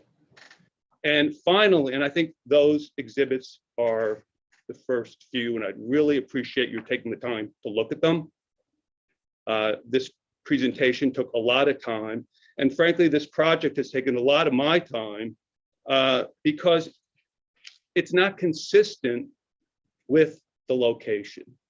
And as much as you might have walked and seen the project from the street, I think it's incumbent for this group to see the project with story poles from each of our respective residences. We've done the best we could to show that in photos, but I think on-site visits will confirm that the photos are accurate and maybe don't show the full impact. The final point I'd like to make, which I'm sorry to say, but we've been consistently had claims made by the architect that we later find out not to be substantiated. I'm going to give you another minute. So for example, many neighbors complained about that oak tree. That oak tree was a tree that was treasured by the former owner. It was easily 100 feet tall, and it was summarily chopped down within 2 months of them buying the property. And that's what really is emblematic of their approach here. They did the same thing with the path to the beach. There are two outstanding violations with the county that they have to correct. There was never a path at that house to the beach. They improved it. It's a violation. They did not get a coastal permit for the tree either, or the path. Finally, this is a firm that is a very well-respected architectural firm. They have done one, if not the only, new residence on Marina Drive in probably 15 years. I find it, and they've also, TIP was involved in the project that got the only new path to the beach. It was restored on Marina Drive, and that was about 5 years ago. I find it hard to believe that some of the mistakes or representations that are being made that are not accurate are being made without the architect knowing they're not accurate. And in my final, I'm very sorry, but in life, I believe in people's word until they prove otherwise. And repeatedly, this group has proved otherwise. And it's not my words, it's documented in black and white. So I hope that you guys live up to what you're supposed to do, Hope Ranch hasn't, and protect the interests of 5 homeowners. And also, most importantly, perhaps, that bluff, because that bluff is very fragile. And if the staff geologist for 17 years or so with the Coastal Commission says if the work is fundamentally flawed, I think it needs to be peer reviewed before you make a decision about this project. Thank you. Thank you for taking your time to put together a presentation, speaking today. Appreciate it. Next. Lucas Etchgary. My name is Lucas Echegaray. I'm the husband of Patricia Artigas from 4131 Marina Drive. Just wanted to add to what Patricia said, that as you can see in our email, how the poles show how this construction would block our ocean view and significantly and irreparably affect our property value. Is that this is showing just the building. I mean, on top of that, there will be landscape, which will be further damaging our view and our enjoyment and our neighbors. So basically, that's the point I wanted to make. And besides that, this conceptual approval given by Hope Ranch that was mentioned was done against all the opinions of all the surrounding neighbors. They were basically ignored. So that's the point I wanted to make. Thank you very much. Thank you, sir. Thank you very much. We have another speaker. If anybody would like to make a public comment in Zoom, please raise your hand.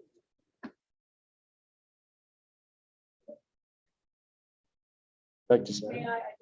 Please approach the lectern and give your name for the record, and I'll give you 2 minutes or 3 minutes of speaking time. If you want, by the way, if you, before you leave, fill out a speaker form and. Well, I'm sorry. My name is Suzanne Messner-Eltrick. Edgar is my husband.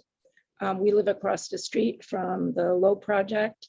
And I really would like to make just a couple of points. The community that we live in is especially focused, at least in its documents, in its creation, and it's most of its actions on the beauty of the neighborhood and the natural treasures that exist that make Hope Ranch Hope Ranch.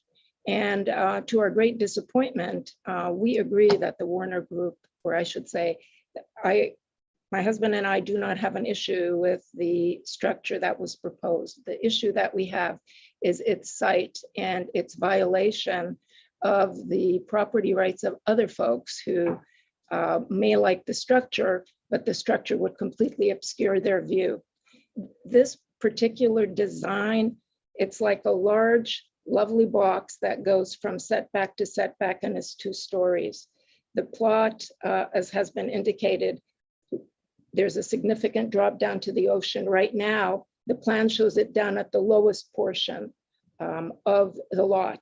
If in fact, the geology is such that that building has to move further up the lot, it will obscure literally 99% of our view because we're directly behind them. And there is no, when a building goes from setback to setback, there is nothing else. And so my issue is that the county looks not just at the structure and the geology. It is my understanding they also look at the quality of the neighborhood and how that neighborhood is impacted by architectural innovations in a neighborhood. And it is our view that that is just not appropriate. The building that has been recommended is not appropriate in that space. And then of course, as the coup de grace, the folks who bought this property knew that it had a 1-story deed restriction, and they have designed a 2-story structure in spite of that. And so that troubles us greatly because we think it's probably a waste of your time and other people's time to go forward if someone is trying to build something that is very clearly against legal rules. I guess time will tell. So we are hopeful that you will listen to the various issues that we have raised and the concerns that we have and factor that into your decision-making on this project. Thank you. Thank you very much. Any other public speakers today? Okay, and we have letters obviously in front of us and on the digital file directory here that we're all reviewing, correct? So like before we move on, I just wanted to ask staff to kind of weigh in a bit on the issue of height and what our purview is to that versus, deed restriction. So the county does not implement or enforce deed restrictions. They are private matters. So as far as the county is concerned, the height limitation is based on the ordinance designation, which in the coastal zone is a maximum height of 25 feet. So regardless of any deed restrictions that are placed on it, those will not be implemented by the county staff. So the issue then becomes purely a matter of consistency with the neighborhood, surrounding development, size, bulk, and scale, those types of issues. But the deed restriction is not factored into our findings or determination. So, and that, of course, we have members of the public that are concerned about that issue. They would need to take that up with whom, if not us? Well, it's a private matter, so Yeah. it's going to go to the land use attorneys pretty much. Okay, good. That's what I thought, but I just wanted to have that stated for everybody so that it doesn't appear that we're ignoring the issue. It's just not necessarily in our purview, unfortunately, to enforce that deed restriction. But we understand it, I think, at least at this point. Sorry that you're out of order, but if you want me to reopen public comment, I'll give you, you were really brief, so I'll give you, if you want to stand up and come to the microphone, please, I'll give you 3 seconds. You were very brief, so I'll give you a little bit more time. So the only thing I'd like to say on that, we do understand the position of the county regarding the deed restriction, but it is in litigation. Okay, the temporary restraining order is already on the property. An injunction will probably go through in August. So you may be wasting your time. Yes, it's occurred to me. Thank you. Won't be the first time. All right. We're going to bring it back to the board for comments and then for the applicant. Maybe. You want more questions? Yeah. Okay. So it sounds like we have more questions, but what I'd like to do, hold on a second. I want to get questions answered, then do some comments. And then afterwards, I'm going to give you a couple minutes of rebuttal. Okay, but I'd like. Sorry, I can't hear you too well today. My ears kind of. Anyway, we're gonna. What I'm gonna do is Alex has got some questions he wants clarifications on. Yes. And then we're gonna do comments, and then I'm gonna give you guys 2 minutes of rebuttal time. Yeah, we have some comments. Okay. So, question. Yeah, no, the question. Yeah. Do you have any pictures of the story poles to show photographs? Because I know there was. I remember seeing the story poles. And do you have any visuals, any images that you want to show about the view blockage that's been discussed? Do you have anything like that? Anything you can Yes, show us? matter of fact, that's one of the items I'd like to address. And if you can help us bring up the, let's bring up the submittal from the Alterations. You have it on file, right?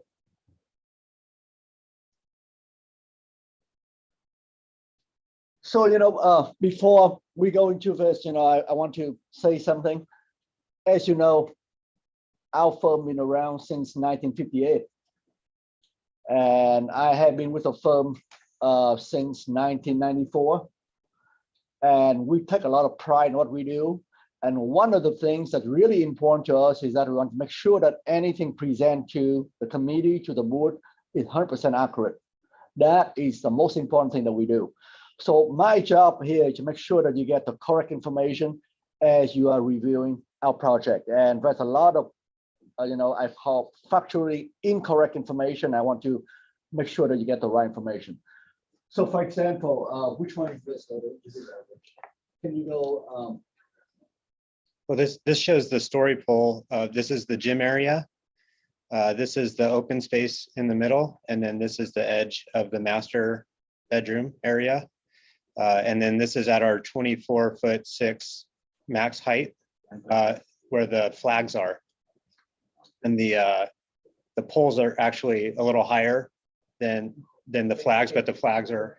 So do you have anything else? Any other picture? This is the only one. And one more thing that's important here is that even look at this one, and that belongs to the Alterations. I think they are probably the one that directly across the street from our project. Even from this picture, you can see that You can see the ocean completely above the house. You can see the island completely above the house.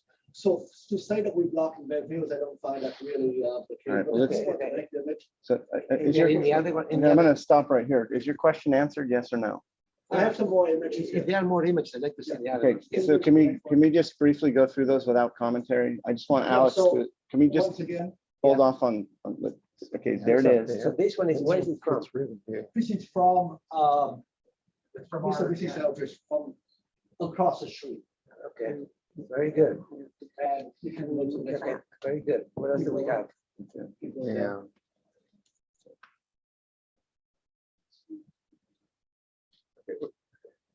Keep going.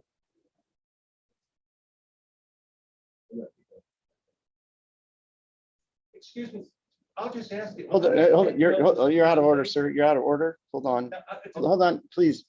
This is a hearing. Keep going. Hey, hold on. Let us finish this. If you want stop right here. a moment, just don't interrupt. They didn't interrupt you. Hold on. Yeah.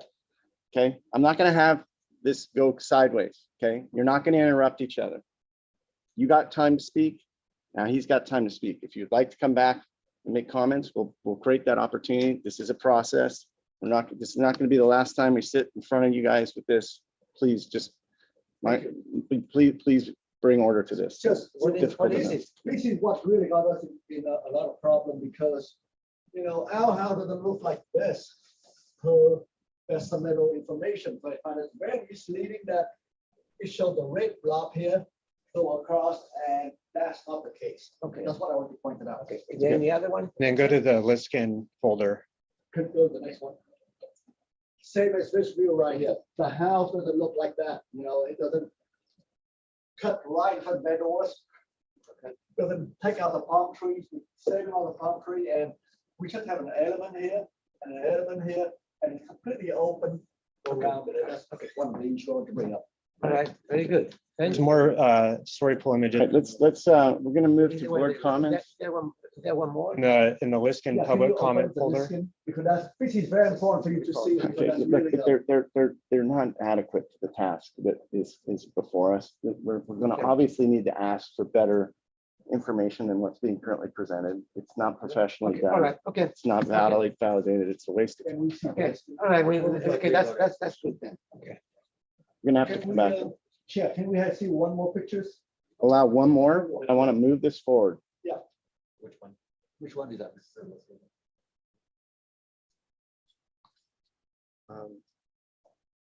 Uh,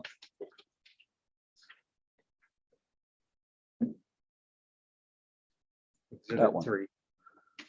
Exhibit 3. Exhibit 3. Yeah, this one right here. The problem, we really have an issue with this image because, you know, when you look at the story pole, the story pole stop right here. The house doesn't extend all the way out here. So this is completely fabricated. This is not the house. And only this is a couple feet higher than the story pole. So the story pole is here and it stops right around here. Okay, so look, That's good. let's Thank you. move on. All right, and in the future, what I'd like the architect or the applicant to do is bring their own exhibits and work from their own. So, I'd like to end this. What's happening here right now is we're debating over the accuracy of everybody's different exhibits, and it's not productive at the moment. So look, we're going to move to board comments, and then I will. I'll give. Setback issue, but that seems to be a. Please help me out here. Help me out here. It'll be a part of our. Huh? Okay, I think we see the issue. Okay, we'll do that in So, questions. Sis, with your, please stop your presentation. Let's get through this. So we're going to go for board comments here. I'm going to start with Ms. Frasher. Please. Well,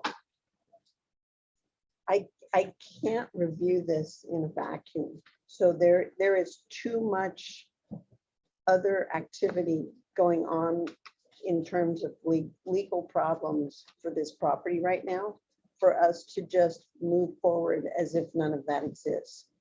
The house as designed is very beautiful, but it is not in the context of the surrounding neighborhood. And if it has to move back because of the bluff And I know you were starting to try to say something about that. So maybe at the right time, you can give a response to that. But if it has to move back and has to raise the finished floor, then the issues become worse. So I do not want to move forward with this at present with so much legality up in the air, even though it doesn't have to do with us, but it has to do with whether the house will get built. And I think that there needs to be more effort to bring it into context with the surrounding neighborhood. As a standalone, it's beautiful. There's no question about that. But in its interaction with the neighborhood, I don't feel the same way about that. So for clarification, Yeah. what I'm hearing you say is that there's information that needs to be presented before you can make full comments. Is that correct? Yeah. And it's not related to the deed restriction or that being challenged, because that's not in our purview, but more to the point of site sections, more story polling, perhaps, Right. better exhibits that demonstrate Yes. scientifically what's going on this project. Right. Okay, got it. And I also, Tip, please, your comment about architectural style is that you think that architectural style is acceptable. Yes. But beyond that, no other comments really Yeah, well, until yeah, it's just more comments to bring forward more exhibits and material. right. And that at present, I don't feel it's interacting appropriately with its immediate neighbors. Correct. Can I Okay, so I think we're clarify a gonna, question? So you're questioning the neighborhood compatibility. Yes. yeah, that's right. So we're gonna, I think at the end of this, Kimberly, we're gonna kind of create a list of Thank things you. we want to see at the end. So I'll make sure that we summarize that, but let's try and let everybody kind of muddle through this until we find a little bit of a center point for the discussion. So go ahead, John, Mr. Verdiak. Well, I can't help but agree with that. I've made a site visit and, we're looking at mass, bulk and scale and neighborhood compatibility. And it doesn't meet that standard. Looking at the story poles, it's very high and, it seems to be out of scale with the rest of the neighborhood, which is just exactly what Valerie said. And I can't help but agree with that. And so at this point, that would be my comment on it. It doesn't match the neighborhood. The architecture is excellent and it's a nice scheme and there's no doubt about that, but it's a matter of neighborhood compatibility. All right, very good. Mr. Peugeot. Well, I'd like to see where the view blockage, I need to be convinced that the neighbors to the east and west will be really negatively impacted, because the way I see it, the views to the south, right, is like the ocean is right there. So I'm unclear about that. Regarding the neighbors across the street, I can see their point. I see a discussion there. So that's the part that's why I would like to see more information about maybe more story polls, maybe a better site visit. Just on the issue of story polls, does the board want to allow the applicant to respond to these comments and come back before we actually look at story polling? Wouldn't that be premature? They may want to make an adjustment. We've already based on seen today's- the story polls. Well, I think they've been through this. Not by us. I think that the applicants have been through for a long. This has been going for a long time. I think they probably would like to not to alter what they have, I would imagine. Find out. Okay.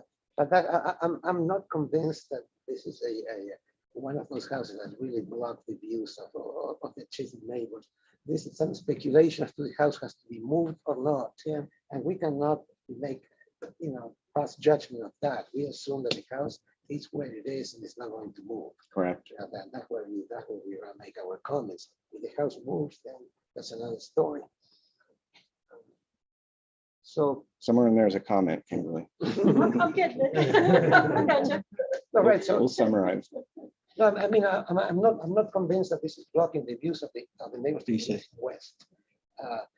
From the regarding the properties across the street, I remember seeing that at the time. That was a few months ago, and it did not from the street. It did not seem apparent. Now from their place, which was elevated from the property, things may be different. But I believe that the pictures are accurate, that they do not block the views of the ocean or the mountains.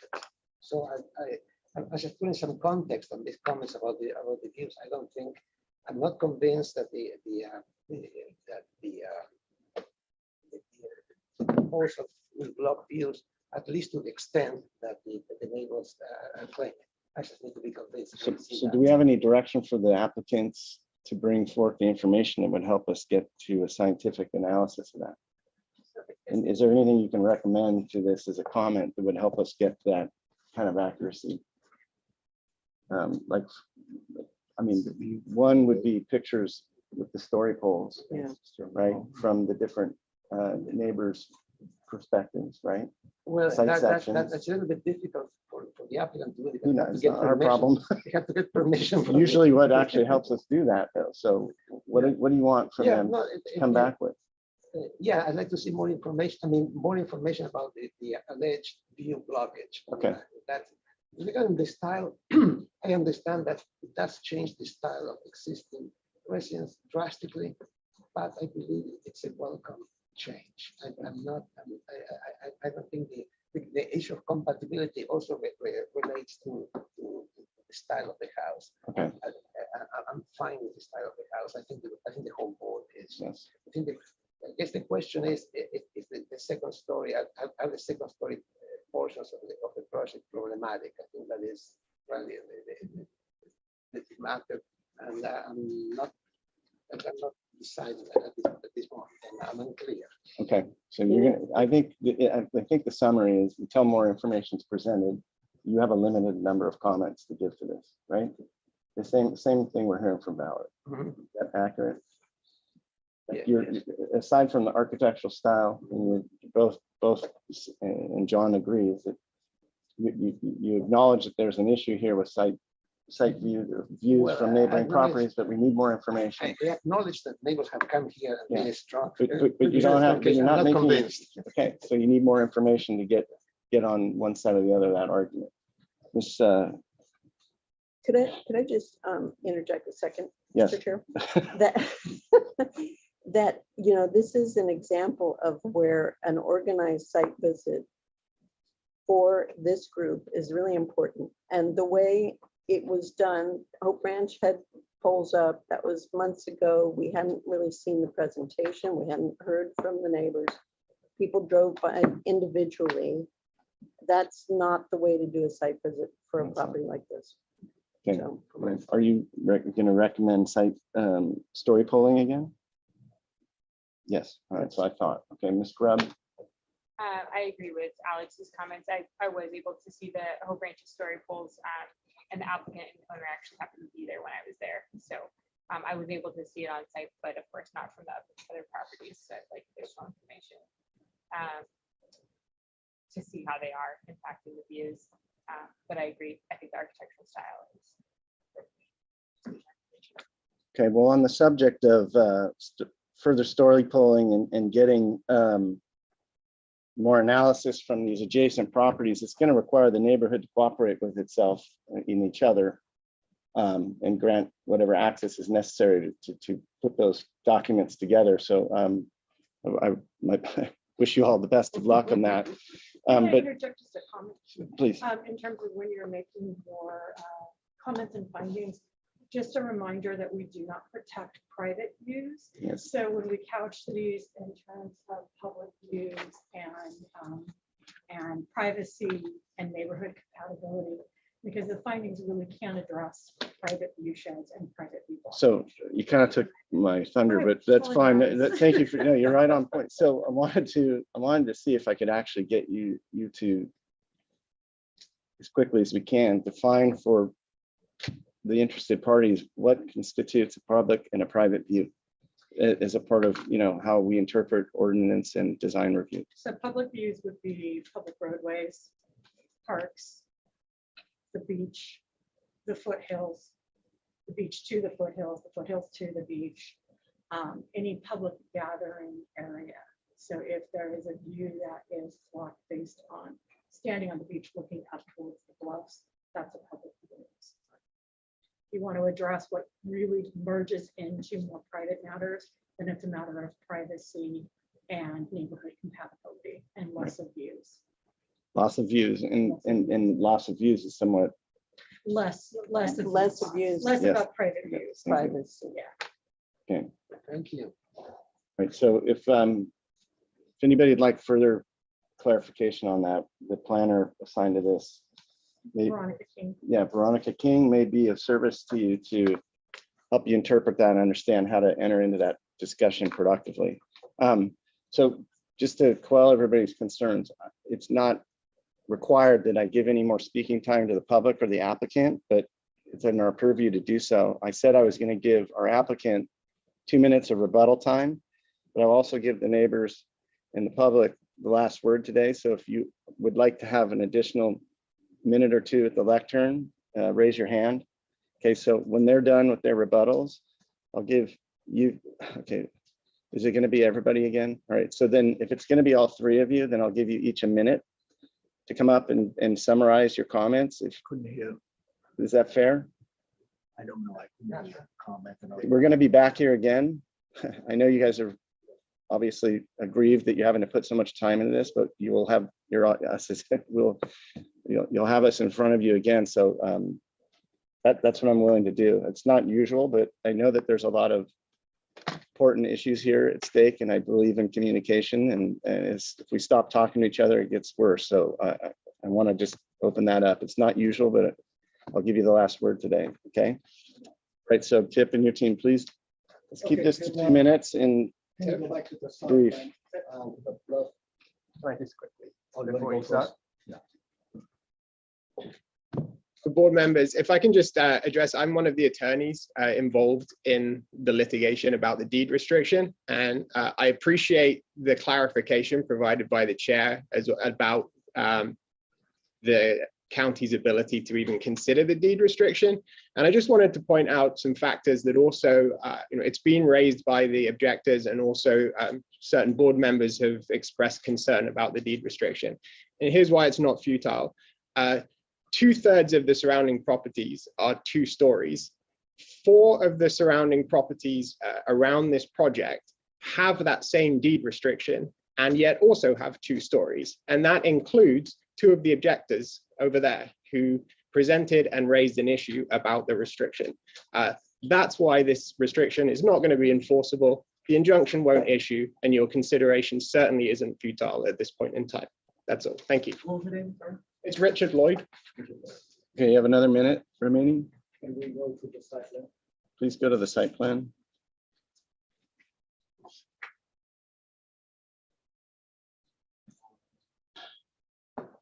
Next one. Tomorrow. Okay, stop right here. So I would like to address the issue of the setback, because this has been brought up. So this is right now the plan call for a 35-foot bluff top setback based on our geotechnical study report. However, the house is as designed, it's set back more like 80 feet. So in no circumstances that, we'll go beyond that. So we even set the house back way further than what the recommendation. So even if we add another 5-10 feet, we would never move the house. I want to let you know that that is the location of the house. We are roughly, more than what we had to do to address the future issues. Thank you. All right, so I'm going to give each one of you a minute. Please jump up there. Why don't you all get up so we don't. That slide up, please. I'm going to do this as fast as quickly as I can. Thank you. To Tip's point that the story poles, is there a pointer here? That the house stops at the garage. Well, I'm sorry, I'm not good with this. This house is my house. This is where you have his house below at 24, 25 feet, plus an additional 3 feet for the grade difference. My historical photos, which you have, He's saying the house stops here. That is just exactly why there's no goodwill anymore, any goodwill left. You can clearly see the wall here, which is 28 feet above grade, 28 feet above our grade, is even with the front of our home. What he's saying, he just said it to you. He said the story poles stop here or here, and I made a misrepresentation. I'd like him to explain that. That is the problem. As far as the bluff setback, maybe the house is here. He's got a pool. I'm done. Please just ask the question. And I have one final question. I'd like to know, it's clear that TIP has the information that we presented to you. Is that common, that information sent to SBAR goes to the architects on the project? Actually a matter of public record, so it's available to the entire public. It's their submittals, your submittals are all public record at this point. A specific question. Did anybody on SBAR send those documents to TIP or Warner Group? No. No. But if you have concerns about how the communication lines or the channels of future communications going on, I don't look. We are so tarnished. your answers will be Thank you very much. addressed with the planner assigned to the project. Website. Trust me. Can you answer my question about? Right, hey, come to order, please, or I'm going to kick you out. Can't have that. Next. Is a civil discourse. Let's keep it that way, please. Okay, I just have All the fun things to mention. Yes, sir. If you read our, Please address it, sir. okay, I just want to state, yes, indeed, those pictures that were shown with the red outs had a reason, okay? And if we read down into the letter, there we stated the fact that there was an opening there, but why we put it that way. So I don't know if Chip had the opportunity to read that. That's the only other thing. The other thing about Richard, the attorney, I'm not sure about deed restrictions on these houses. If our house had a deed restriction, first of all, I don't know about it. Secondly, we do own a two-story house, which was a two-story house when we built it. And thirdly, we don't block anyone's view. So I'd just like to leave it at. Thank you. All right, last public comment for the day on this item. Thank you. I just wanted to do make one point, which is you mentioned here that this board is not in the business of protecting private views. However, in the bylaws of this committee, it's very clear when it says that you are going to encourage high quality design and benefit surrounding property values. We can bring here, the property values with this project and without this project. And when all these houses, will end up with almost no ocean view, that property value will be irreparable damage. And this is something that is of your concern. Thank you. All right, thank you. Okay, I get the final word because I didn't get to make my comments, but I want to first make sure that I'm sorry, I'm closing it. We're going to come back to this again. I'm sorry. Clearly, well, I'll start with my comments and then I want to make sure we're clear with the applicant what we want back. But I'm not satisfied that I'm looking at the information that I need to work with this applicant and the neighbors to get this project to some state of completion in terms of its design. So I'm aligned with my board members on the architectural style. I think the materials presented and the quality of the architecture is extremely well done.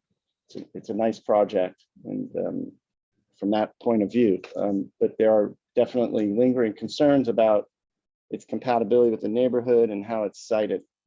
So I know that everybody on this board can evaluate this objectively and subjectively if you're presented with the correct information. So when I have a site plan in front of me from a viable source and story poles, I can ascertain what I'm looking at without the help of the architect or anybody else for that matter, because I'm qualified to do so. So are my colleagues here. That's why we're here. So one thing I want to just remind everybody that if we are given the right information, we can assess it and ascertain to its validness and whether or not we think it's actually representing the correct things or not. And I think that's where this is going to end up. It's often how this works. And I'm pretty well convinced that we're going to need to see a re-story polling of this project. I'll let the board kind of guide us on, me or the planning staff, on when we think that next step should be. It's before the next hearing or the next, if we're continuing on. You know, that's kind of it. We're going to need to see site sections.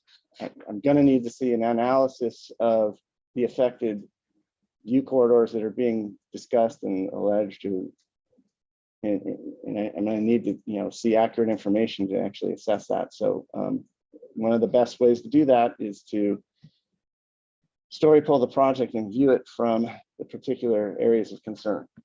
And that needs to be done. We're correct? Any disagreement with that? Makes sense. Okay. So Kimberly, back to you. What do you need from us at this point that we haven't given you? So the board is in consensus that site visit and story polls are required. Do you need to provide any guidelines on how the story polls, which ridges you want, what components do you want, the corners? Do you want to give any direction on the outline of the second story? Yeah, the outline of the second story is the most important thing of that roof, and I think the planner needs to review. I would urge that the applicant work with the planner to approve. I don't think it'd be a bad idea in this case to have whatever story poll plan that's going to be produced be submitted, so that it can be sent to the chair of this board and for the planner to review, to make sure that we're not wasting anybody's time. It's standard procedure that the planner does, but we'll have the planner run it by the chair. Yeah, you should put the note in there and send it to the chair and the vice chair. And then let's validate that before we send them off to do it. I would also make a suggestion that if the bluff setback, and I believe the planner is contacting the bluff setback, is being evaluated, you may want to recommend that they push further architectural review off until the exact siting is confirmed, at least in terms of consistent with county policies that require a bluff retreat rate of 75 years. Yeah, I think we're definitely aligned with that. Yeah. Okay, so this project's going to return to us on conceptual full board. Again, do we want to see this? We want to have another round of this before we ask for these story polls. Do we want to give the applicant an opportunity to respond to what they've heard today and see if there's anything that they can? No, if they want to shrink it, then they will story poll that. Well, I mean, yeah, right. Well, Yeah. I'm not going to ask them, so I'm going to ask No, you. what I'm saying is, it seems appropriate. I mean, otherwise this will continue. I mean, obviously it's a charged meeting. And All right, so I agree with that. I don't see any scenario where us not having that information allows us to give any productive further commentary on this. So we're going to need to have that story polling process happen before our next hearing. Right. So with that, that concludes our discussion. We're going to close on this item. Look, I thank everybody for being patient with us today. I thank all the neighbors for coming out and spending your time and involving yourself in the process. It's a good debate, and I will have more opportunities for you to speak your mind. Please allow us to get up to speed with you on some of these issues, and look forward to further discussion. May I go on the record apologizing to all of you for questioning about the information? There's just so much ill will in this project, and that's mirrored on you. And I want everyone in the room to know that I apologize to you about it. Again, the more good faith you guys show each other, the easier it is for us to help you. And if without that, you're putting us in a position to kind of arbitrate it. So please go forth and work in good faith with each other, find common ground and honest discourse, and help us with accurate information, and we'll do our best. And you are definitely welcome to visit, support, I mean, any of our properties, I mean, to see what Yes. we say. That's what I said before. Yeah. It's not going to make it very much more productive if that happens. So Yeah. please get in communication with the planner and make sure that you're on the email list and the contact list. I don't want anybody coming back here yelling at us because they didn't hear about what was happening and when it was supposed to happen. So far, that hasn't happened on this particular item, and I'm glad. And I'd like to keep it that way. All right, we're moving on. Thank you again for coming today. Different than Hope Ranch. Thank you. It's for more fun. Item number 5. Anybody want to take a break between now and the next item? Anybody need to use the bathroom or breathe? I think we're gonna lose forum with Alex leaving at 12. Yeah, so we're You know, they gonna. introduced one more? their One more, is objective, okay? no? Can we Well, see we one got more? 5 some. and then, Yeah, Alex, I need you to be there for 6. yeah, so we got 5 and 6. And then yeah, we got- let's try to just, I'll stay. let's just do it. Okay. I'll stay for 6. Oh, it's only Argentina. Yeah. No, I just need, yeah. Okay, so this Something is, came up, yes. this is request of Bildstein Architecture and Planning Architects for manure shods. So what we're looking at is further conceptual and preliminary approval of a new 2-story single-family dwelling. All right, everybody take a deep breath. That was good. Good. Yeah. good job. Please Good job. state your name for the record and That was a good give us a workout. presentation. Good almost afternoon. I'm Scott Stanky from Bildstein Architecture. This is Emmanuel. And I believe Ellen is online there as well. Yes, I am. Hello, everyone. Welcome. And what, Thank personally, you. I'm excited to be here because this is my first not having to be staring in front of a computer. So it's a pleasure to see all you guys in the open air. And I believe this will be we're excited to present basically what our response is to the last hearing. And it's been a little while, but we're excited because your suggestions gave us a lot of good ideas. And I'm going to pass it to Emmanuel if you guys have any questions, just to speed things along. I think it'll be quite obvious what we did in response to what you said. So Emmanuel can take the torch here if you have. Sounds like we have the 8 comments here, A through H. So in what I request that you do, obviously item A is not anything to discuss. So go through item B and through H, and please just make the presentation corollary to the comments that were given. I don't want a representation of this project. Yeah, so taking care of one of the comments was the massing, mostly over the left side of the residence. And it was mainly on the second story. So it used to be a massing that went 2 stories high. And now we pushed that master bedroom back and added a feature where we have that shading roof structure above it that goes along the whole top portion. To the right, that would be open. That's an open trellis area. And that was one of the comments. So basically that comment was about breaking up the second story. Right, and also goes into the next. Maybe elevation. So to the elevations, yeah. So Keep the, going, keep going, yeah, why don't I have those? keep going. Oh, I'm looking at them all. You keep going, Pages. keep going, Yeah, so keep going. the 2 comments basically are one in together. So we're pushing that A101. that second story massing back, and we're also which was the master bedroom area. Okay, here we go. Go up 1 to the site plan, and you see we have the outline of where we presented last time, overlaid with the new. Okay. You zoom in a little bit, I think you can see the dashed lines. So we actually, Is this the outline right here? Yes, does he have the ability to zoom in on that a little? Do you have one of these things? Do you have one of Is these? this things? one? You can help us out. there's a, That. yeah, so it's, So what did you do? What exactly did you do? yeah, so this is where, when we presented it last, it was out into this area. You pushed it back. And we pushed the whole residence back more into the hillside. We also reduced the spacing of this courtyard, which was also another comment you had, that this courtyard was sort of pushing the residents forward. So now we reduced that entryway, and it reduced the height limitations as well if we go into the sections, the site sections. So, quick question for you. You were asked to study ways to avoid exceeding the height limit by stepping back Right. Yeah. story. So I think we've covered that. Yes. Yes. And if The other question, the other thing that was kind of later in the comments is consider a lower plate height in the first story. Was that considered, and anything changed there? we did lower the whole pad of the residence by 6 inches. So, Since so basically you took the whole building down 6 inches, but you didn't lower the plate height of the first story. Right, but by height of the first story is the same as it was the last time you saw it. correct, but since we pushed the residence back, it did reduce that whatever is included. So is there any encroachment now? There is, but it's very limited. If we go to the site sections, we can.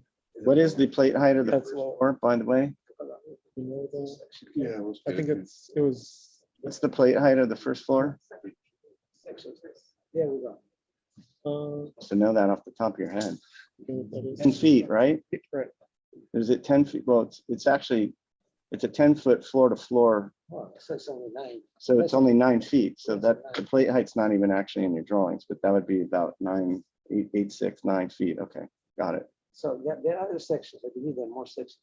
If you go lower, they're the blown up ones. I think it's one more page after that Do one. you have a percentage of your encroachment? We don't have the percentage, but it would be this open trellis is the one that encroaches the most, but it's open air. And then this center volume this would be 4 feet into the 16, so it would be 20 foot 8 inches at the highest point, and this is a 16-foot line, so it really only encroaches this portion. And then if you scroll up just a little bit, this would be the master bedroom that got pushed back from this space at the first floor, so we push it back here.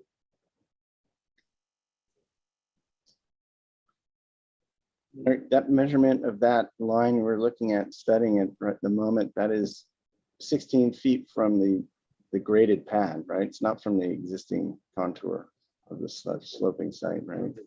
Yeah. It's from the existing. Got it. Existing. Okay, so let's talk about I think you've made a good presentation of that. Let's talk about the comments were given on the landscaping. You're asked to explore a plant list with regard to fire safety and opportunities for landscaping to help soften the appearance of the linearity of the building as viewed from below. So please specifically address those comments. Would you? I believe Greg is on the call as well, the landscape architect. And Greg, do we have you with us? Landscape architect for the Greg here. You can zoom in a little bit. I think he's Greg. right. There he is. We're going to get you into the meeting here, Greg. Hold on. You're Greg? I think you're. If you're speaking, we can't hear you yet. Hold on. You're muted. All right, can you hear me now? Yes, we can. Please. Okay, thank you. Make some presentation on the last 2 comments. Yeah, there should be one more plan with this. This is a preliminary irrigation plan. There should be a preliminary site plan as well. That's up one. There it Yeah, is. there we go. So in this plan, we're taking a look at landscaping and doing to address the comments. So both screening and softening of the architecture from views from Foothill Road. You can see we're proposing to add additional trees and landscaping, kind of native hedging in the perimeter of the property as it looks up the hill to mitigate those views. We're also adding trees in up near the building pad to break up some of the heights of the building and frame some views as well. You can see that we're taking those trees and putting them in the fire zones that are outlined with the dashed line there.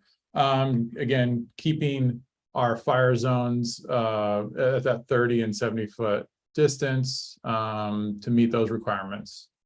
You can see our plant list. We're using native and Mediterranean low water use plants, grasses, ground covers, and using natives whenever we can.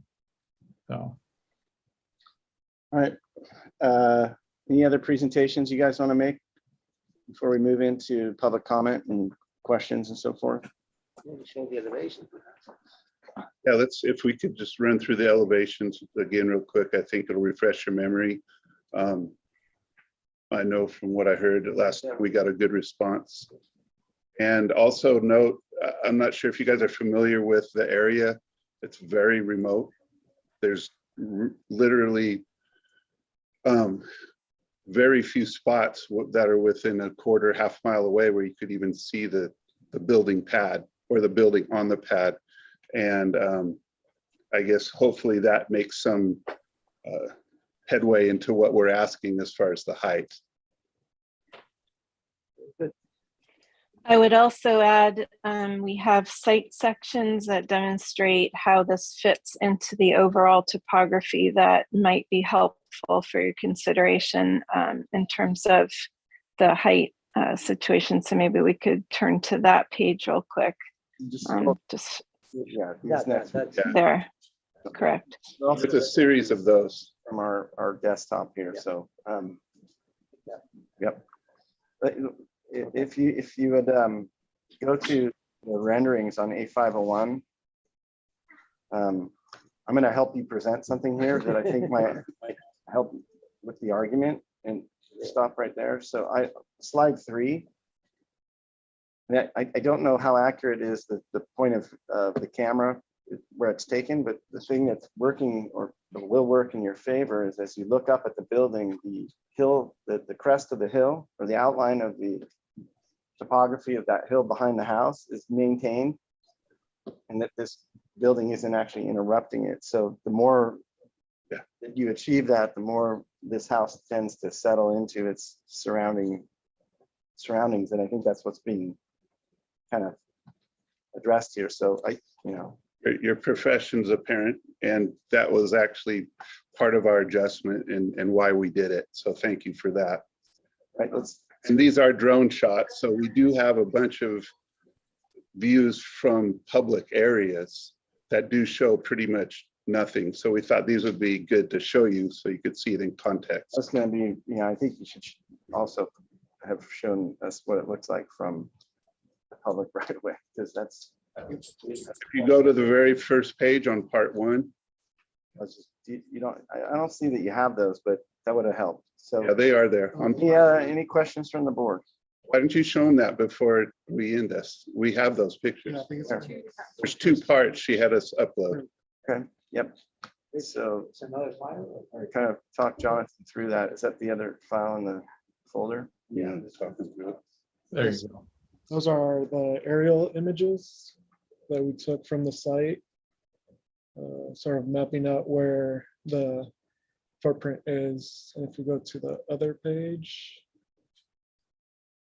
so that would be the actual pad, the building pad. Go to the next page. Basically, sheet 5 of this that shows what we're talking about here. Lower. This one. There you go. Yeah, so here we show different viewpoints from the road, and 8 is like the nearest one where we can't even see the building. The massing's in there. There's a lot of avocado trees around, so you can't really see the actual massing of the home from the road. I think note that the ones that look like they're high, they were just there's nothing to see. So we said it's from that point, and then we raised it until you could see the pad. Yeah, well, I think so. View 8 seems to be a public view corridor, and 7, and that's about it. Rest and 1, maybe 2, but the rest of them are Peter Pan shots. Exactly. Okay, any other questions? Yeah, what are the trees that you were showing on the landscape plan in front of the house? What are those? So Oh. yeah, The screening. for the sort of- landscape architect, what you're talking about the screening trees, what are the species? Yeah, Yeah, we have Quercus agrifolia in there, so coast live oak, and then a mixture of our native toyon, Rhamnus laternus, which is Italian buckthorn, and Rhus integrifolia. So Uh-huh. all Okay. things that will grow and be fairly good buffers to the view shed. right. But the two trees, those are oaks, the ones that are right up near the house? By the driveway. Yes, those are island oaks, Quercus tomatella. It looks like Greg. And then there are Swan Hills that are in the hardscape. Swan Hill olives. And Those it are looks like olives. you have an arbutus and an olive. I don't know. Oh, Valerie, okay, if that's what that's I- what you're yeah, I'm looking Oh at. yeah, it's out there, and there's a Queensland bottle tree out of the far end there. Okay, Okay. so do we have any public comment on this project? Anybody online or any letters or I don't see anybody in the peanut gallery. Okay, question and what's the color of the plaster? Okay, so we're going back to questions Yeah, again. I'm going to close public comment. More questions. What color is the? I saw it rendering, it looked dark. I'm not sure if that's what you Yeah, meant or what- not. The we hadn't got to the actual color. Oh. The interpretation was we wanted it to be something that blends in with the hillside. Okay. Smooth plaster is the preferred at this point, though. It would be like a gray, kind of grayish top. Earth tone is what we're going for. Okay, so this project's here for, it's agendized. It can get preliminary approval today and come back. So I think if we want to move this forward, let's make our comments germane to what we want to see come back on final. I don't see everything we need here for anything other than that. So Valerie, why don't you start with some comments? Can we go back to the elevations? Yeah. Again, but yeah, I really appreciate what you've done to modify it, to get that foreground single story, to get the shadow line, to push the second story back. Yeah, how deep is that covered overhang on the eastern side of the building? The overhang of the roof. The covered single story that's in front of the first floor. Talking about that. No, the lower, yeah, Oh, that and the one to the right. You have two. Right, that's about 5 feet. 5 feet deep. 5 feet deep each one? Okay. Yeah, so it's always helpful for this kind of height modification to actually do the roof and hatch in, so it's clear to see the percentage that's over, because you can have 400 feet anyway that exceed that. And then also, you can make the argument for the fact that you have flat roofs instead of getting the 19-foot bonus from a pitched roof. So I think the overhangs are really important when you're staying with a flat roof to be able to make an argument for that. So I'm feeling good about it. Good point. John, comments? Oh, I think it looks good now. It's fine. All right, I like that. All right, Mr. Peugeot, see if you can be as succinct as your colleague here. On this, can you go up to the sections, the side sections? Yeah, I think the argument is well made that even though technically this is more than 16 feet from the graded pad, it does follow the topography of the hillside. If that pad was not graded, it would be perfectly That's fine. right. That's right. So That's another reason. So I think it does matter. It's a very strong argument to say that this really complies with the intent of the ordinance. Mhm. And I agree with the comments. I saw the renderings on, and I think it's a fine project. The bigger the overhangs, the longer the overhangs, the better the place would look. Even And the though, more comfortable to live in. yeah, even though they may work a little bit against technically the height, but I think this board is totally fine with the height compliance. I agree with the previous comments, and it's for landscaping. I think the general direction of the plant palette and layout seems fine. I look forward to seeing a little bit more detail maybe on the hardscape materials and patio layout. But the hammerhead integration seems to be working as long as fire has signed off. Can you go to slide 3 real quick? One final clarification. So we're going to want you to return with a full color palette and materials palette. And there, right there. What tell me what's going on here. Yeah, that's what I was asking about. Oh, I think, are you asking for surface material? What is that area designated as? Go down to the floor plan. We actually have it laid out with furniture. It's an outdoor patio. Okay, and the material? Their slide. And it's Same, according to that drawing, it appears to be the same material as your driveway. which is all, but we're deciding what sort of pervious type of paver or. So I'm just gonna make my comment to add to Kylie's comment of just need more articulation in your flat work. Like when you come back, just find that better and try and break up that flat pad and make it lovely. But I agree with Alex and the others around. I think the topography of the original slope and the way the building's been configured seem to be a good match in terms of what we're looking for. I'd entertain a motion at this point if anybody's ready to get there. Oh, did I do public comment on this? I did. Okay, so we're back. We're going to reopen public comment. So Mrs. Carrillo can speak, or Mrs. Hall. Okay, yes, I'm here. Okay, go ahead. I'm going to give you 3 minutes, please. Okay, I'm not, can you hear me? Yes, we can. Thank you. I'm sorry. If you look at picture A501, picture 3, slide 3, I'm a neighbor across the valley. So I understand, so I just wanted to make sure that you could see so I'm all the way at the bottom. So on 501, I'm up high. And so we sit and look, we will be looking at this. So that's why it's rather stark. Okay, so here it's, so slide 3, so number 3 is extremely stark. And then on G004, you can see where my residence is, and we're up there, 3 of us who will be basically looking at this. So it just looks very stark the way this picture shows here. So I just wanted to make you aware that because it's sitting up on this hillside, it's going to be quite noticeable. Maybe not, I just wanted to fit in, and the way I see it from this architecture, it doesn't really fit in very well, of course. So that's what I wanted to, if you go to, can you go to G004 and I'll show you where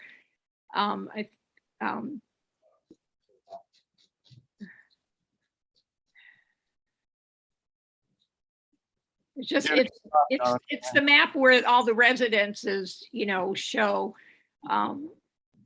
well, we're way down here, but we're up high and we're across a valley, and then okay, here, this is me way down here. So, well, you probably can't see. Okay, so we're right next to where it says 254, and there are 3 that go along the creek, and we're down here at 258. So all these parcels, there's nothing on these 2, but we're at the very bottom, right next to the 254, and we'll be looking directly at this because, I don't know how to read contours and stuff, but it's a hillside that I look at. So that was my concern that I just wanted to register. Thank you. So if I heard you correctly, your current concern is that based on what's being presented, it looks a bit stark. Yes, very stark. Right. Very, very stark. And it just juts out from the hillside. I mean, I can see there's, the land. I mean, the pictures that are shown with the landscaping, don't show it fitting into the, into hillside. So I see that as an eyesore. but that's what I want. Renderings are probably not accurate to what the landscape architect has in their vision. So one comment to the, I'll add one last comment to the applicant, embellish your renderings so that they actually do a better job of representing your project, because it's misrepresenting the quality of what you're doing, and they're not, and it's drawing the ire of your neighbor. So, all right, thank you for your public comment. Thank you. Okay, we're going to close public comment. We've got our comments. So anybody want to make a motion within? I think we can have a preliminary motion today. We'll have a continue for preliminary and final next time. It's just simply the person is working. So Yeah, I'd like to see it. I think I would be comfortable giving it preliminary today if it comes back to the full board. okay. All right, so I will move for preliminary. Move on.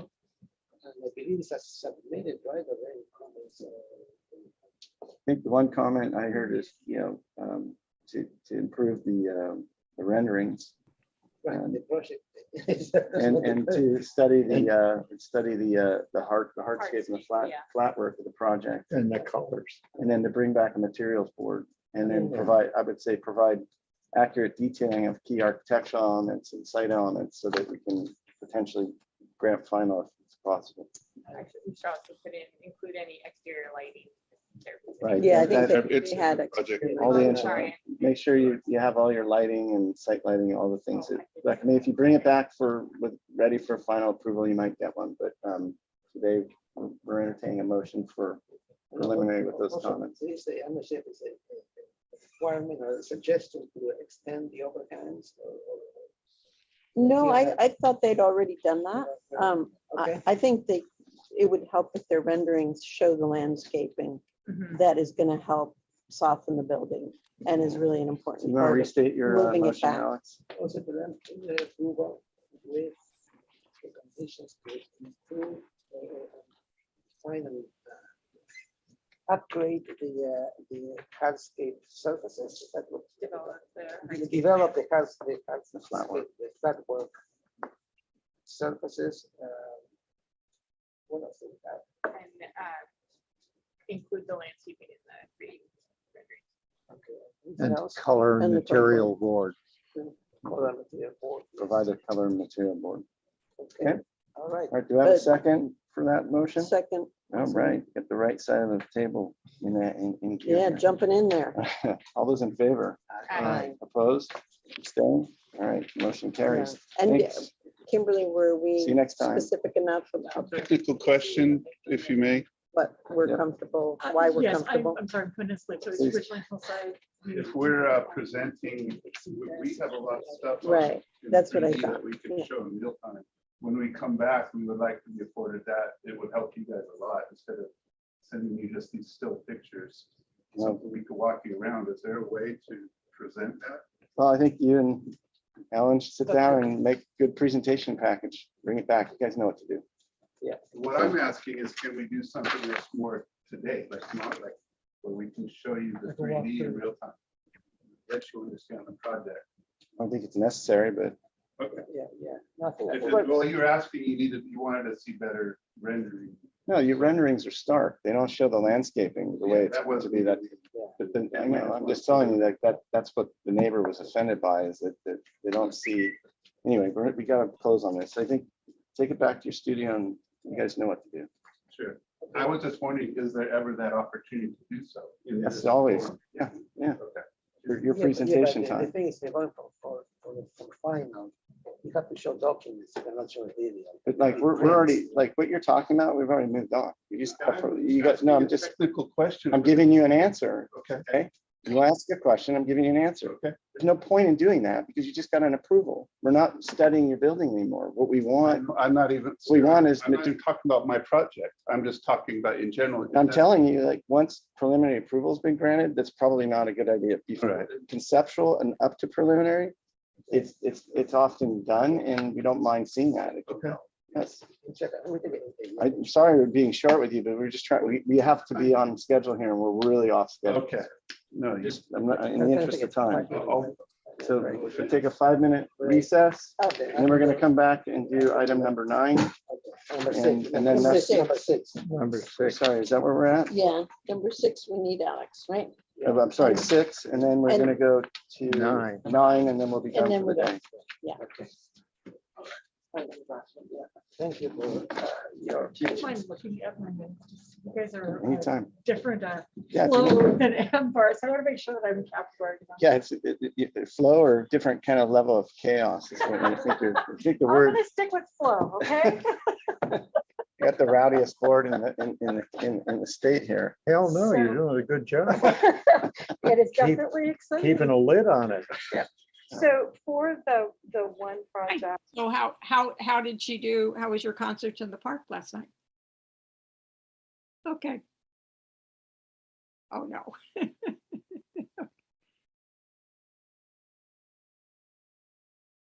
Oh, okay. Uh-huh. Mhm. Okay, all right, okay, good, good.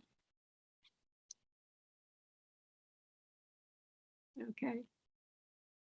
Okay. Oh, okay, okay, okay. Okay, so what time on Monday? What time are your people coming today? Oh. I see. Okay, okay, okay, all right. Okay, okay, all right. Okay, okay. Yeah. Uh-huh. You mean the big one? No, is that what you mean? Oh, okay, okay. So, okay, so what time on Monday? So 12:15, so I should be there about 11:30 or so, and then maybe you take my car or something, or you think you'll be back by, to get to Marcia's then, or how? Well, you can think about it. So anyway, okay, okay.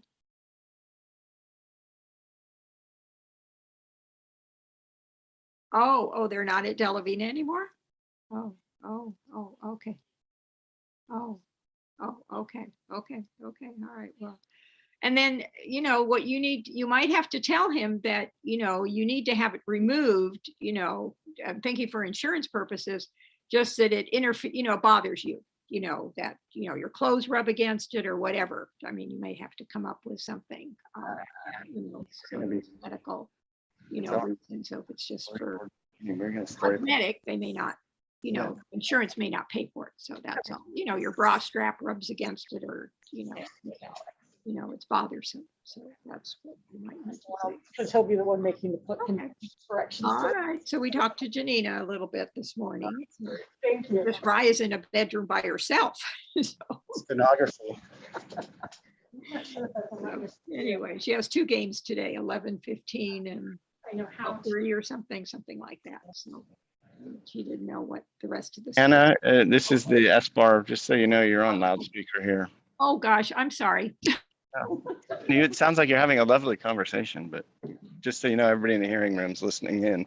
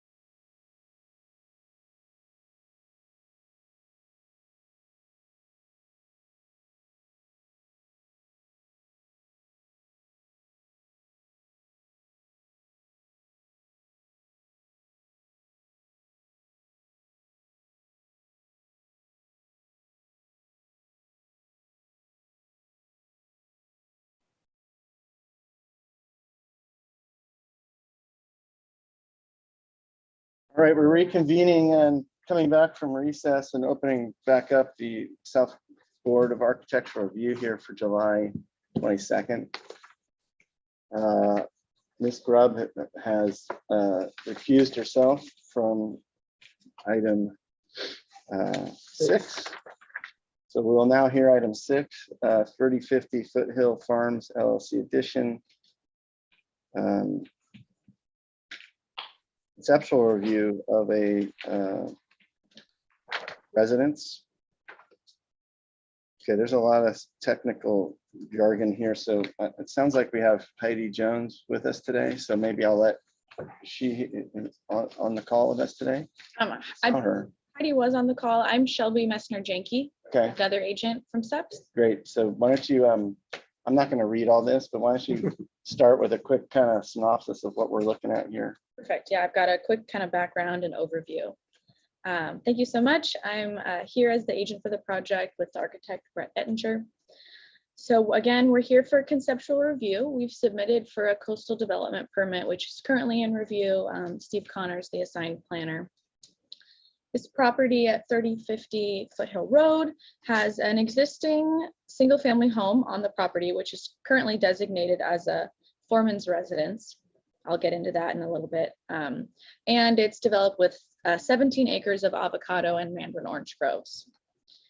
So the proposed project in front of you is an addition to the existing single-family residence, a new 800 square foot guest house, a new 2,265 square foot barn, 107 square foot pool cabana, and then separately we'll be submitting for a 1,200 square foot ADU. It's shown on the site plan just for context, so you know where it is, but that'll be coming under a separate submittal. And I would like to note that 2 of the 3 building pads that are necessary for this are already existing. That would be the building pad for the new barn and a building pad for the future accessory dwelling unit. So, grading is fairly minimal for that. So some background on this is that in 2008, a minor conditional use permit was approved for this project, this property, which allowed construction of 2 agricultural employee dwelling units, one of which was designated as a foreman's house and one as a watchman's house. The watchman's house was never constructed. However, the foreman's house was permitted and built and is the existing single family residence that's on the property right now. So as part of this project, we're going to reclassify the foreman's house to the main dwelling unit, as it's not intended to be used for an agricultural employee dwelling anymore. And the location where the watchman's house was approved will be redesignated for the future ADU location. And finally, the barn location was previously approved with a development envelope for a future main residence. So we're kind of renaming these development envelopes on the site. And with that, I will pass things over to Brett to go through the architecture. So I just noticed I'm the architect of record on one of these projects, and I don't think that represents any conflict of interest, but I just wanted that. Looking at the view number 4. Anyway, no, I'm trying to figure out what I'm looking at here. It's been a while. So, do you know, Brett, the history on this? Yeah, the drawings weren't too clear. I saw some preliminary drawings from your firm from about 13, 14 years ago. Right. So we designed the entry and then the lower. Let's see, where am I? I guess the existing foreman's residence. That's our architecture, right? Word has it that somebody else was hired to design that. I don't know who that was. It was DMHA, or no, I'm sorry, it was Patrick Hall. Anyway, in association with us, but anyway, I have a history on this project. I just want to state that for the record. I don't have any known conflict of interest on this. It was a long time ago. I'm somewhat familiar with this project, so. Thank you. Brett? Yep. You need a pointer? You have a pointer. Yes, please. Just bring a pointer and then have a point. Don't know. That's everything you say. Yes. I brought the old school set of drawings just in case, but I'll pull out the scale if any scale questions come up. Hi, everyone. Thanks for hanging on for us, especially with lunch looming. My name is Brett Ettinger with Ferguson Ettinger Architects. As Shelby explained, the site components, I'll dive in a little bit into the proposed conceptual architecture. The site itself is just east of Toro Canyon Road on Foothill Road on the north side of the road. It runs south to north with an average slope of 21.5%. The site itself is 20.5 acres, 17 acres of which are the ag. And we'll be looking at an extensive renovation and addition to the foreman's residence, which is being reclassified to the main residence. That's a second building up from the south. And we will be looking at a proposed 800 square foot guest house, second building up from that, about 35 vertical feet up. And there is existing pad there too, that's mainly used currently for storage, agricultural implements, et cetera. And then the third building component, as Shelby related, is the barn taking place in residence. A little history there. The owner has lived in the foreman's residence for a while and does not want to live at the top of that hill due to the extensive winds that wrap down Toro Canyon and the exposure to the sun, and also just the exposure of the architecture up there would be a little too much for her. So we're flipping things around and keeping the house where it's at and enlarging it and reviewing and altering its function a bit to suit her needs a little better.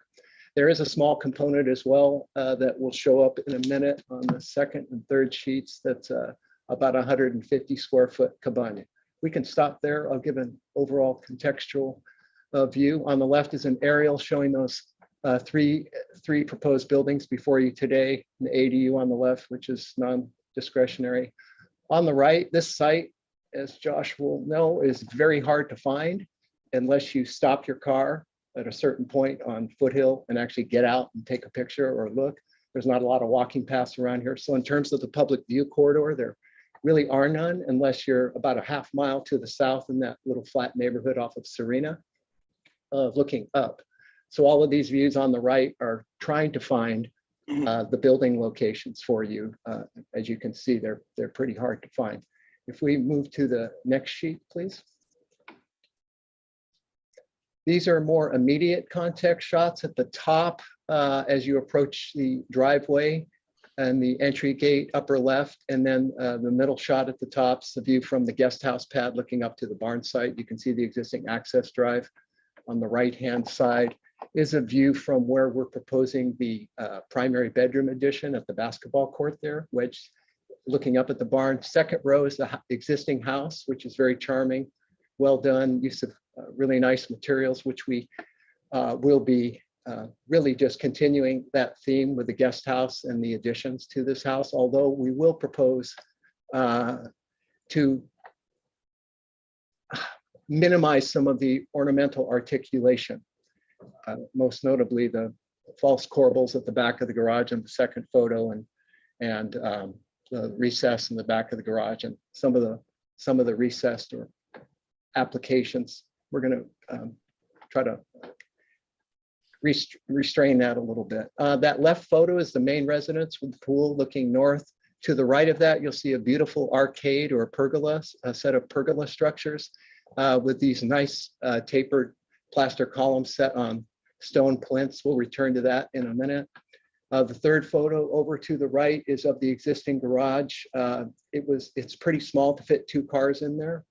So the owner has requested that we enlarge that. We'll be moving the wall on the right to the north about 5 feet and switching the gable face to an eave as you drive up. And we'll be eliminating the plaster detail at the jamb to the head there. On the right is where the primary bedroom addition will be, tucked into the northwest corner of the site, replacing the basketball court and using the palm trees as a backdrop to the slope. The third tier of photos down is the existing guest site view on the left, looking up toward the barn.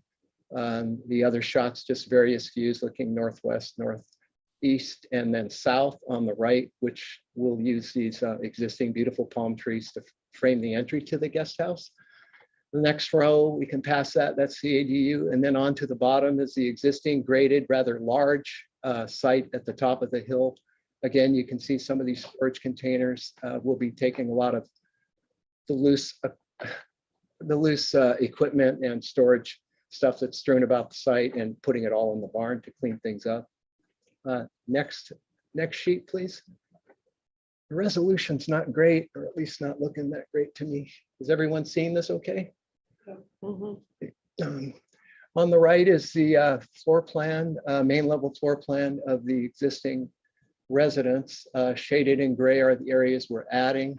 To the lower right, if you scrolled up just a little bit, see if I can point to that. There's that little cabana, 150 square feet, tucked into the existing opening of the pergolas, and then using that sort of systematic approach to the column layout to organize the new cabana off access there with the opening. Moving up the page, really just, sorry, I'm sorry about that. Yeah, right in there, please. You can see the garage addition to the north, replacing the two column tower elements, one at the entry, one at the stair.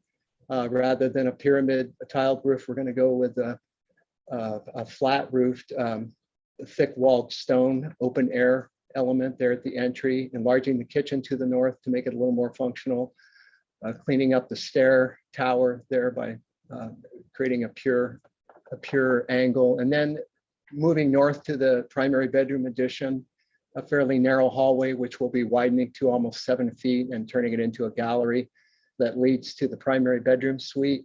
First on the left, office and exercise, and up a half flight of steps, 5.5 feet to the bedroom suite, so that it pooches out a little toward the west to capture some harbor views and ocean views to the south.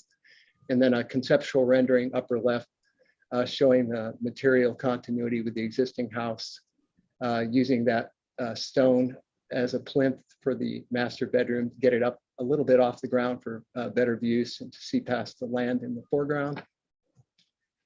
And using the same dark bronze, beautiful metal sash windows and doors, the same copper gutters and downspouts and flashings, and adding a few flourishes here and there with a balcony and niches for some art. You can go on to the next sheet, please. We are asking for some minor exceptions to the 16-foot height limit. It's hard to see in this drawing, but that shed roof, which we're using on the upper left-hand corner, I should use this again, to mimic the topography for the primary bedroom, it does exceed the 16-foot height limit by just a little bit. It's less than 400 square feet aggregate and less than 10% of the overall roof area, but we feel it's where the basketball court was. So before the basketball court was there, the site sloped down. We wouldn't be exceeding the height limit, but since somebody built a retaining wall in a basketball court, we are. And we feel that it's in the nature of good architecture and settling into the topography. If you could scroll to the next sheet. This is a little relative of the house up on the next landing above.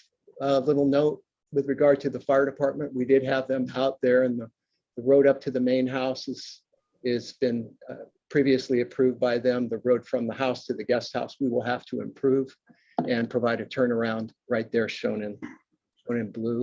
The guest house is really just a simple series of two gabled volumes coming together, the entry and another pergola or trellis element to provide some scale and warmth and matching the house down below. Again, using the palm trees as an entry.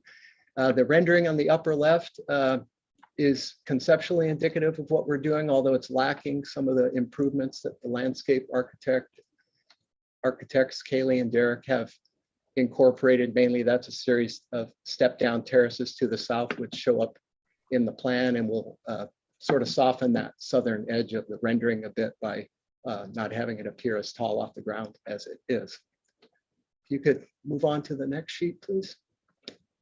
It's a roof plan showing the simple guest house structure, the little storage building to match architecturally off there to kind of handle that sort of stuff. And then the next sheet, please.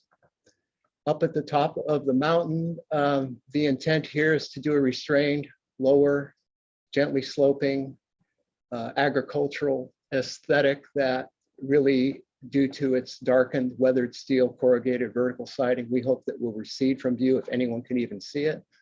We're providing a lot of drop off and turnaround for supplies and maintenance. And the road up to there, since it's non-habitable structure, is acceptable to the fire department, provided we provide a fire hydrant up there and a way for them to turn around, which we have. If we could scroll right past the 5 landscape drawings all the way to sheet A 4.0, please.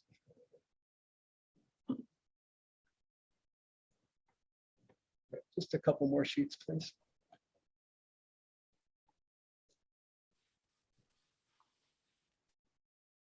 Oops. Are you Jonathan? Yes. Remember, we spoke yesterday about sheet A 4.0. Did it make it in? The one with the conceptual renderings from you had mentioned it was in our set. Maybe it came in as a loose sheet. Maybe it's tagged on to the back of the set, you think?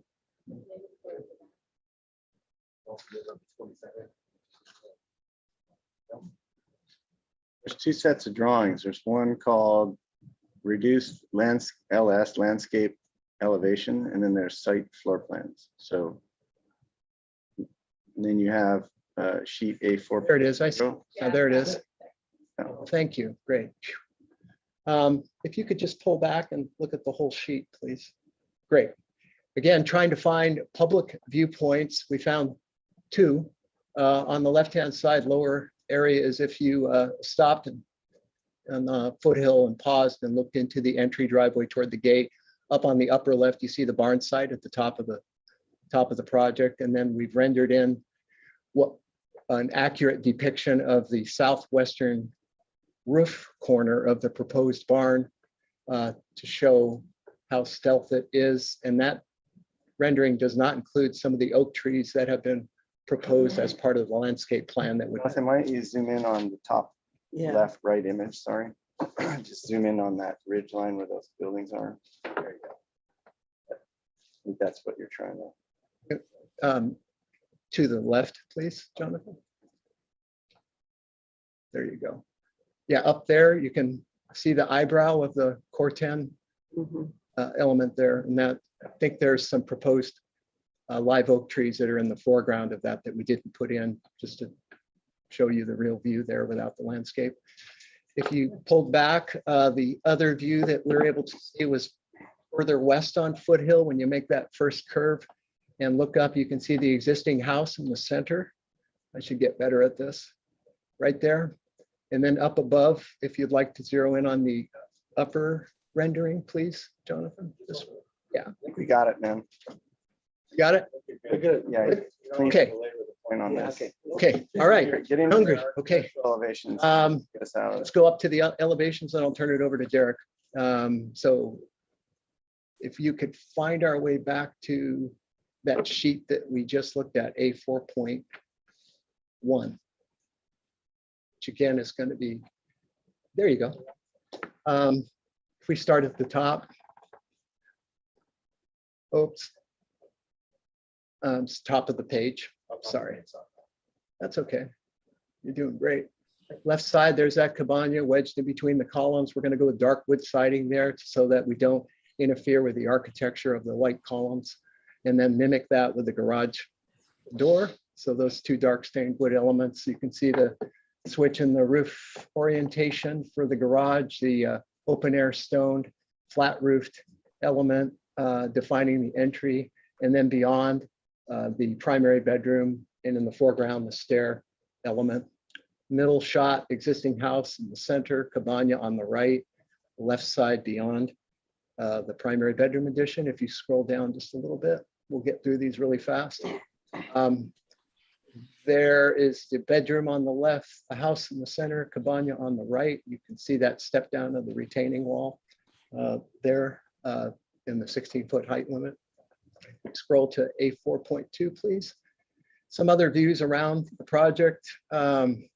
Courtyard view at the top, the stair element that we've, it's kind of a little nephew of the entry element, clad in stone as well, and they're both kind of anchoring corners of the house. And then the middle section, looking at the north end of the garage on the right section through the transitional space. I'm belaboring this, I'll keep going. Let's go to the next sheet. Some sections through the bedroom addition, that's there at the bottom. Go ahead and point out too, you made mention of a height exemption. Is this where we need to pay attention? Yeah, it's right. It's, you see the overriding topography, existing topography sliding through that dashed line. But right where we're placing the outside 4 feet, western 4 feet of the bedroom is in that basketball court. Basically this right here. Yes. That's good. And then that was on the previous slide on the other building. It looked like it followed it. But is that 16 or 19? Because you get some extra feet for the sloping roof, right? You do over 4 and 12. You do. Yeah. So you when qualify, right? When you come back, you can draw that secondary line in there. Get that in there. I just wanted to cover this because it's probably the only real issue of concern here. Go back 2 slides, please. Right. No, one more. One more. Sorry, maybe 3. There you go. I think that's it, right? Am I looking at this? So, that's the disposition there. There's no. Yeah, as you move from east to west, we're well under the 16. Okay. But it's 19. We're well under the 19. Yeah, you're good, right? And the next one is really on slide 9. So go down to the other buildings. We got this building figured out. So that's, yeah, right here. Yes. This one. So this is where here's that you're cutting. Apex of the gable. If you went back to the roof plan, I could show you how that translates. I think it's like 150 square feet. It's well less than 10% of the overall roof area, and we felt that the Go down a little bit, John. Yeah. There you go. That's it right here. That's the most. That's it. Those are 4 and 12 pitches too. Yes, they're matching the house. And this line really the 19-foot height. Yeah, it'll be under that. Yeah, You're clear with the height. Okay. You're clear with the height. You don't really need anything from us. Yeah, Okay, all right, good. And let's correct have a look at the barn because that thing's pretty cool. And then are we And the gonna landscape? we're gonna do Yes. Yes, the landscape is a big part of this. down, John? There you go. So that's clearly modest. Okay. All right. Okay. Landscape. Want to transition to Derek by giving just one little tidbit of historical information on the retaining walls that he's going to talk about.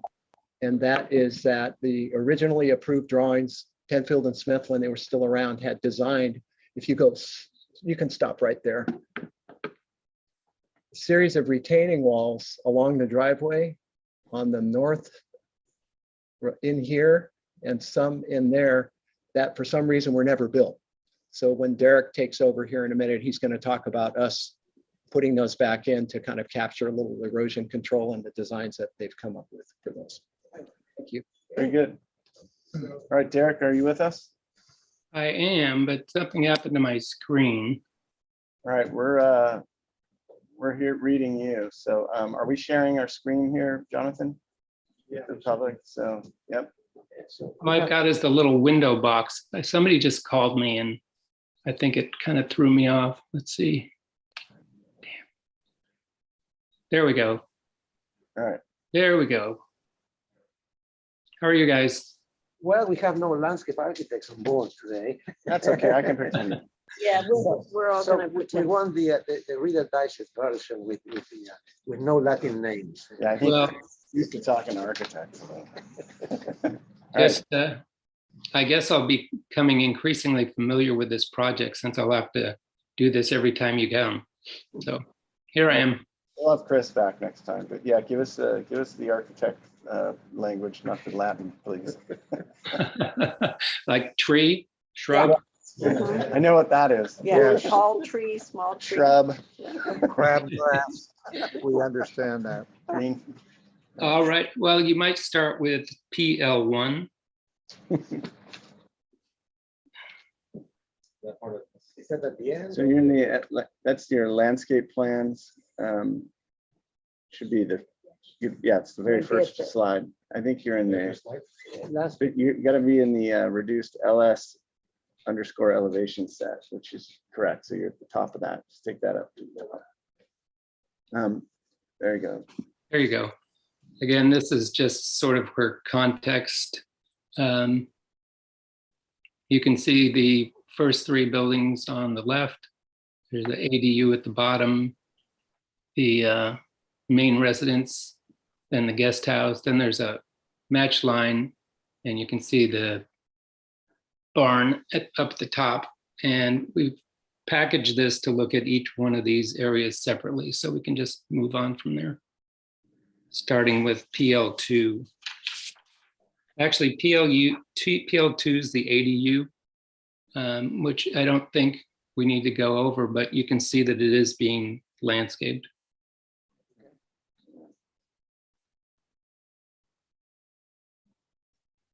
And you get a flavor of the planting from the photos on the left. So we can go to the main house now, I think.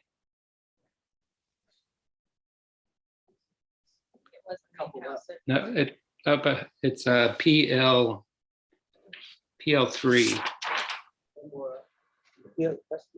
That's the ADU. Yeah. PL3 is the ADU, and just for clarity, PL2 is the main house, if I'm not mistaken, correct? It's funny, I think it got repackaged. Well, I have a print set here I'm going off of, and maybe it looks like it might be a little different. Yeah. So this is the main house. You can see the addition in the back right-hand part of the home.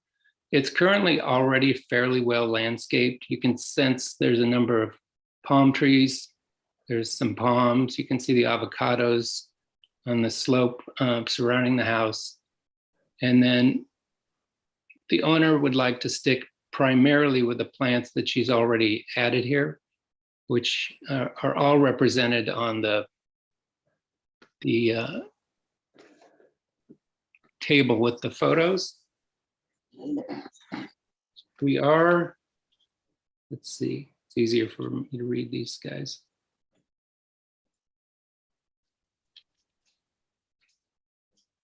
I think from our point of view, we're just interested in full landscaping and reductions in hardscape where possible. Right. Well, there's really no changes here other than architectural. It's all basically softscape. Although Kaylee did want me to point out that at the lower right center along the road, there's an existing retaining wall there now, which is pretty large. So she's trying to incorporate two smaller walls into that to sort of lend some better scale. Yep, you can see that. So, all right, now you can move up to the guest house where there's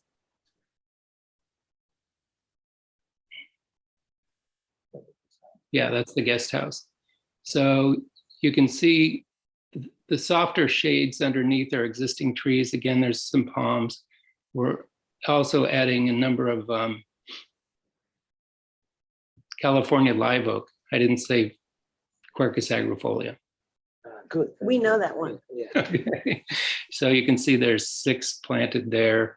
And as Brett said, in the back, you can see there's a raised terrace, which is about 3 feet. And we just have a sort of a fragment of constructed wall. And then we're kind of breaking it down at the corners with boulders. So it's fairly soft looking, and then it transitions to a path down to the lower residence. The main planting on that terrace is buffalo grass, which all of our lawn areas are buffalo grass. Some will be mowed as a more traditional lawn. Some will just be let go to flower. You can see the grade lines contouring below that and flattening out a little bit for the lower sort of wild lawn area down there. Again, we're drawing upon plant materials that are succulent, herbaceous, all drought tolerant, depicted in the images on the side.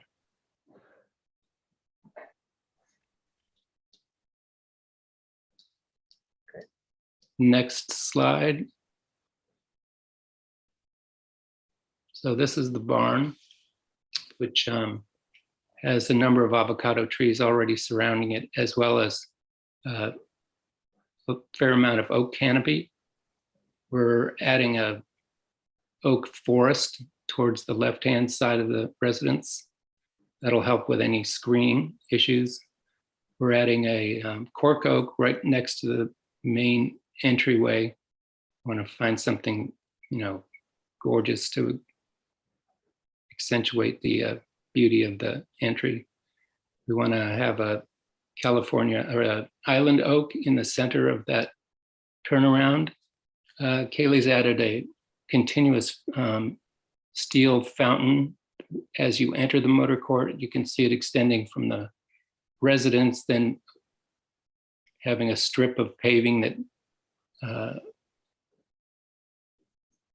carries that theme through to the fountain that picks up again at the other end of the motor court. I think I said that was going to be steel. I think, there's a little image kind of idea on the left hand with the photos.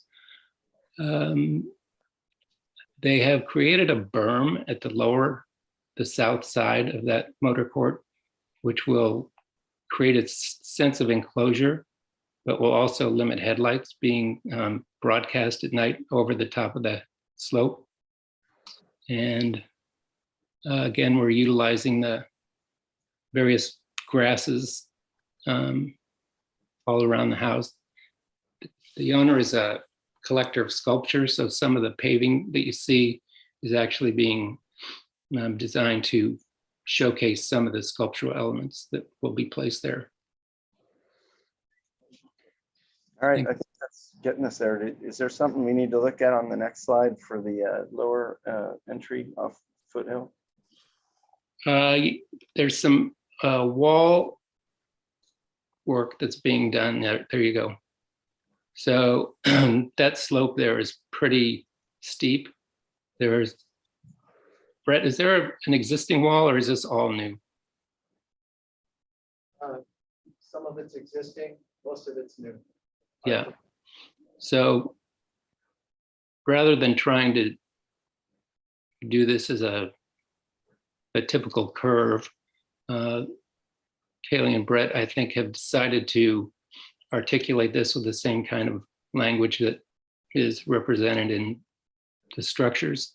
So they're just stepped walls to deal with the slough coming down the slope, but also creating kind of an interesting design in the process, which I think you can see in that lower elevation. Yep. All right, very good. I think you guys have covered it pretty well. So if you don't mind, we'd like to move on to questions and see if we have any public comment. Any questions? Just a question, those walls are plaster or stone? I believe they're plaster. They're a combination of. Okay. You refer back to Brett's rendering package too. You'll see that in those photo simulations he did as well. So yeah. All right. Any other questions? Okay. Any public comment? Do you have anybody, members of the public, wish to speak on this item today? Anna Carrillo. There you go. Anna, are you with us? All right, can you hear me? Yes, ma'am. Yeah, okay, so my only question, I mean, I only saw this for the first time years ago, I saw it and so I can see the foreman, or I can see where the foreman house, or now the main house, is gonna be. We see that from our property. So the question is basically the barn, what's the height, it's very difficult to read the plans. The planner sent me something, but I have no idea what the height of the barn is, how far up, on the slope it is, because that will be, very visible. Is there something with the night lighting? Because right now the house is set far back, or the main resident is set far back. So we don't see anything, but I'm a little concerned, about the barn. Is it being cut into the hillside? I understand there's the pad already, but how much will we see? And again, I'm looking at it across this big valley and we see this hill. So I have no idea, I can't tell from these drawings, how, I understand what you said about the owner doesn't want to live at the top of the hill, but she's putting this barn up there. So I'm just have questions about the barn. Thank you. All right, so I'm looking at the documents that have been provided here. And I'm going to just read you just to answer your question. So, and then we'll move on here.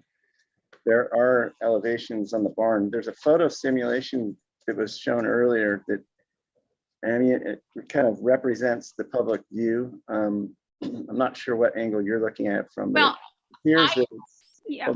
Sorry. Yeah, I look at it the same way. I mean, this property is right next to the previous property we just had. So we're on a hillside.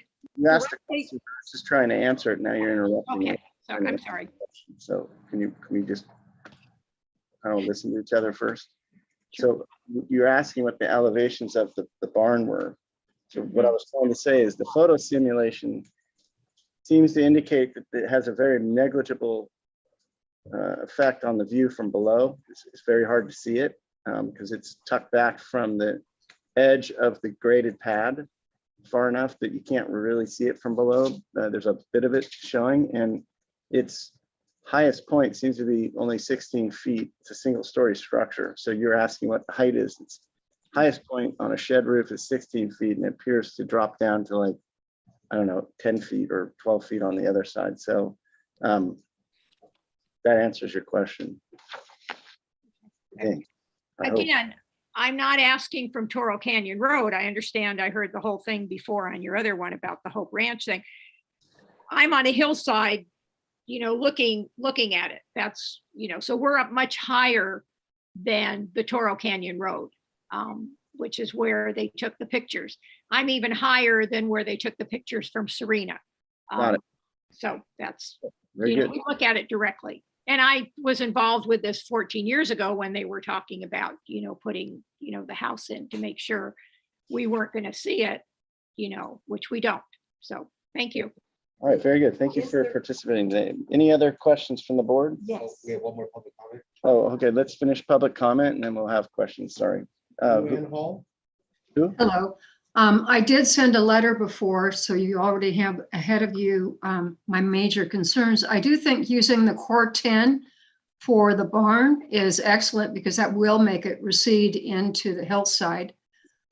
My major concern really is one of runoff because I am directly to the west of the property, and I've had problems with runoff from them before when they didn't follow the plans that they had that indicated that all runoff would go down to Foothill Road from their property. I just want to be ensured that there will not be any activity that will result in our receiving the runoff because last time it undercut our driveway. All right, well, unfortunately, there's nobody here that can attest to that. What I would direct you to do around your concern around the runoff is to contact the planner. That person will be answerable to your concerns and we'll be able to tell you whether or not and how it's been reviewed and what kind of engineering has been done or not done. But that person is Steve Connor. He's on the agenda today. So reach out to Steve and see if you can assuage your concerns about grading and drainage. That'll be in his court. For us, it's aesthetic and neighborhood compatibility. And we also, I think, agree with your comments about Core 10. So thank you for participating today. But Okay. please contact the planner and get your concerns. It sounds. I will contact him. Thank you. All right, moving on. We're going to close public comment and bring it back to the board for further questions and comments. So why don't you start with a question and then Yeah. jump into your comments. I had a question about the roof of the barn. Is it 410? No, that's an excellent question. The slope is too low to handle a corrugated roof, so I love being in person again. I can bring you my PVC membrane roof color. We're trying to match the color of the tile and the Core 10. And that's what we'll have on the barn roof. Got it. Any comments? Comments? I think it's a very carefully executed project. I really like it, particularly like the barn as a shape on the hillside. And now that you're planting oaks on one side of it, and then on the other side of it, I mean, say the side that the speaker looks at more, you putting new trees in on that side as well, or is that a little more open? Appeared to me that the landscape plan shows a grove of oaks on the west side, which would face the neighbor that was just speaking. Okay. And on the east side, we've developed about a 4-foot high berm encircling the turnaround area. Yeah. And it has low ground cover. So there's not as many trees on the east side. Okay. Well, anyway, I think it's a great project, so I don't have concerns. So about it. architectural style, character, good. Yeah. Mass bulk and scale, neighborhood compatibility, all thumbs up in your mind. Everything's Good Yeah. landscape. Okay. John. Well, I think that I question, you have a rake roof on your bedroom addition. Yes. And I'm assuming that is disappearing in the foliage and the trees and the landscape that's already there. Yes, I think that. Because it's kind of, doesn't fit with the rest of the building, but that's not necessarily a bad thing. I don't believe so. The whole building kind of meanders around and ends with a raked roof there because that's the most visible portion of the building from the western public viewpoint. And then, Get on the lectern so the public can hear you. Sorry, they won't be able to hear you if you're not speaking into Sorry. the thing. Yeah, the building meanders around with a series of gabled roofs and flat roof elements and ends up on that raked roof on the northwestern corner. But I think since it's the most visible potentially from the public standpoint, it stands a better chance of mimicking the topography that's in the background there. So that's why it's hard for me to do a gabled roof up against a hillside. Okay. I understand. All right, any further comments? No, I mean, Entry, it's a guest house, the main house, and no, I think it's very well done. That was the only question I had. all right, good. Alex. I have nothing Kuja. to add. Okay. Yeah, all right. So I'll summarize it. I don't think the board has any comments of any significance other than to come back with the documentation necessary to get you through a preliminary or final review. So we're going to bring you back on preliminary and final. I think your next step is to come back and be comprehensive so we can potentially give you preliminary or final. Yes, ma'am. Yeah. Thank you very much for your time. Great project. Thanks for your presentation as well and good documents. Okay, I'm going to leave right now. All right, we're going to get to our last item here. Alex is going to run with Argentina. his hair on fire to Argentina. Yeah, when you come back? Some urgent thing in a week. Oh. Bon voyage. Adios, amigo. Okay. Hasta la vista. All right, we're going to move on to, item 7 was taken off the agenda. Item 8 is to be continued to the next agenda. So that takes us to item 10, or sorry, 9. Item 10 won't be seen as well today. So we have Wade Davis Architects here on the Klinger edition. Let's see, this is a conceptual review. This is the first time we've seen you on this? That's correct. Okay, cool. Go ahead and state your name for the record. We don't have quorum at the moment, but I don't believe. Yeah, do you want to go grab? Let's just get everybody here before we get you. It's not for any approvals, so now, but it's how long you have to perfect. do anything twice. Thanks. Okay, good. So go ahead and Yeah, Akiko, the architect for the project. This is a project located at 439 Lambert Road. You can see from the maps, it's located at the very end of Lambert, up on the hillside. Lambert branching off of Via Real. It's a 5-acre parcel. The house on the property currently is about 4,100, 4,200 square feet. We're proposing to do an addition to make the proposed total residence about 46 or 47 or 56 or 5,700 square feet. This shows the aerial view of the property. The property lines are shown, and there's also a building envelope, which you can see.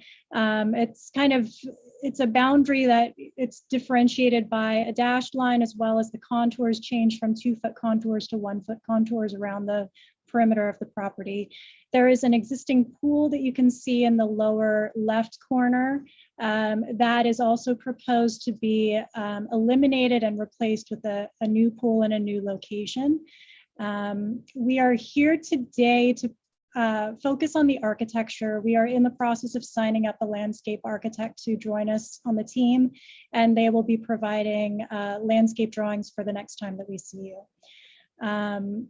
Moving down to the next sheet, I have site photos that will, this is just another view of the existing site plan. There's a site photos sheet that I'd like to move to in the same package. There we go.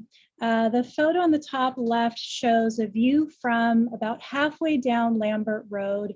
It shows where you can see the house. If you want to zoom in on that upper left photo, you can see the house. It's behind 2 trees, 2 taller trees.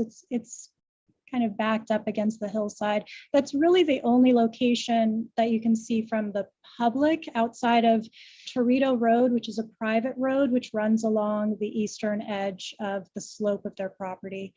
So that shows the house and also the hillside below, which is covered with avocado trees currently. The photo to the right here shows the entry gates to I believe it's 5 different parcels. This is located about halfway down Lambert Road. And then if you zoom out, you can start to see driving up the driveway, which is a continuation of Lambert Road, and then eventually getting up to the property, which is the bottom left-hand corner, shows the approach to the motor court. I'm sorry, it's this a 3rd row on the left, shows the approach to the parcel. There's some aerial views in there to just show you the existing house and the existing parcel, views of the motor court. We can move down to the next sheet.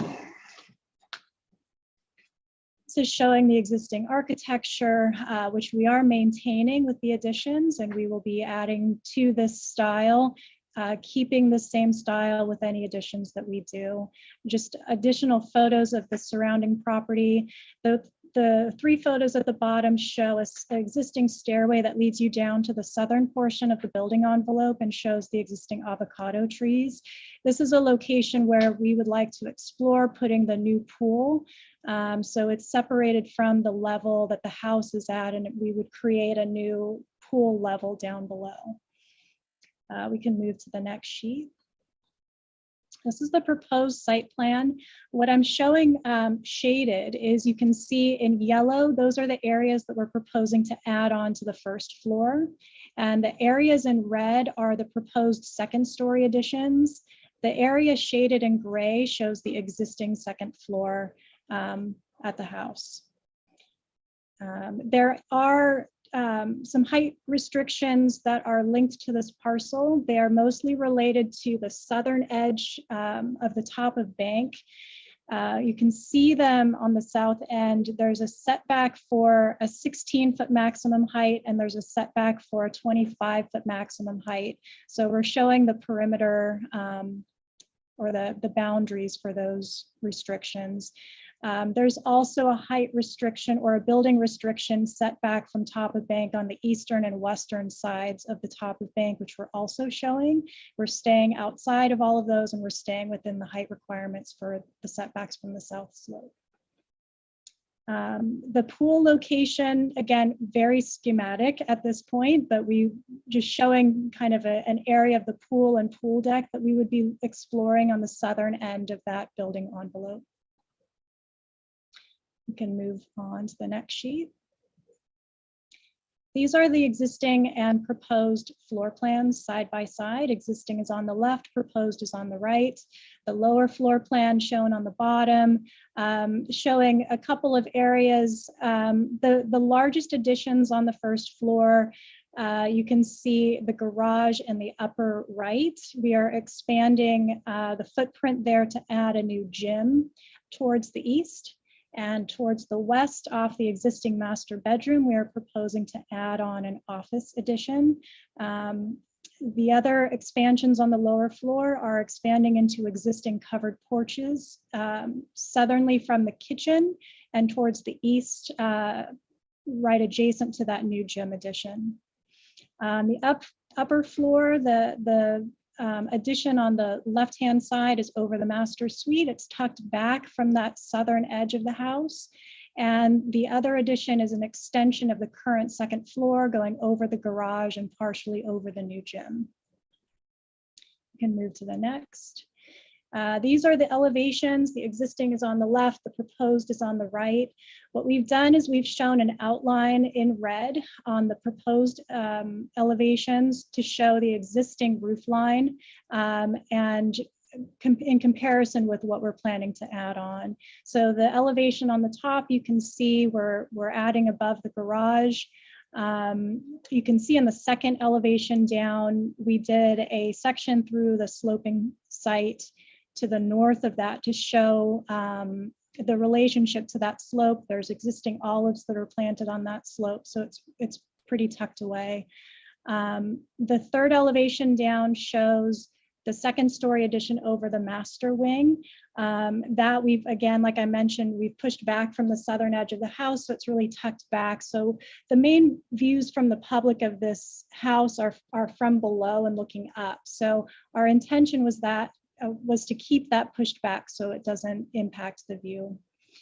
The other elevations, again, just showing the new additions in respect to that existing roof line. The materials will remain to match what's there currently. The windows and doors are currently wood. Our clients prefer the look of steel, so we'll likely be changing those wood windows to steel, keeping the majority of the openings the same size, some alterations here and there just to work with the new floor plan and the new additions. The neighbors have talked with, or the owners have talked with their neighbors at 425 and 429. They are supportive of the project. Those are the two adjacent neighbors to this parcel on the west and the south. We've also spoken with the fire department. They are fine with the access. They're requesting an expansion of the motor court to allow for a better turnaround. We've spoken with EHS, and the septic system is fine with their current dry wells that they have for the parcel. And I believe that is it. Do you have any landscape improvements to go with this project? We will. The intent for this presentation is to focus on the architecture. We don't have a landscape architect on board yet, but we will have that for next time. All right, good. Any questions from the board? Any public comment? It's just us. Everybody in YouTube, hello. There are millions of viewers. All right, back to the board for comments. We'll start with you, Ms. Grubb. I think the improvement, it seems like a nice project. And I think the improvements will, or the additions will fit into the existing architecture well. Okay, Mr. Vivian. Well, we're not seeing the full elevation, are we? It's kind of hard to tell, you know, if the overall scale of the thing without seeing the entire elevation. You're seeing, for example, the elevation at the bottom is the full elevation. There are sections where we're showing different angles and different drawings just for clarity. So, there is some of the elevation that are missing in some of these, but you kind of link them together to see the full. Yeah, I think maybe what maybe more typical of what John or I might be used to seeing is section elevations that you need to cut through it. So instead you're cutting it in half, but not that it just makes it harder for somebody who's new to the project to piece it all together. And I would recommend section elevations in the future when you're trying to show hidden parts of the elevation on Sure. I mean, I think that the architecture matches and is well balanced and et cetera. But, it's kind of hard to judge the whole thing without seeing the entire elevation. Yeah. All right. So let's have them when they come back. Well, let's ask for that. All right. Any other comments, John? No. Hey, Ms. Frosher. I'm fine with the way the additions are integrated. I think that they did a good job with that. Could you zoom in on the second from the bottom elevation? That one, yeah. Maybe zoom in a little more. Yeah. So what manufacturer would you consider for your steel? Do you know? We're so early on. I mean, we would obviously be doing custom to fit the existing openings. So we would need to do some pricing to figure out who we want to use. Yeah, it looks nice. Looks really good as steel. That's it for my comments. Very cool. I'm that's a good language to use when you're chairing a public meeting. Cool.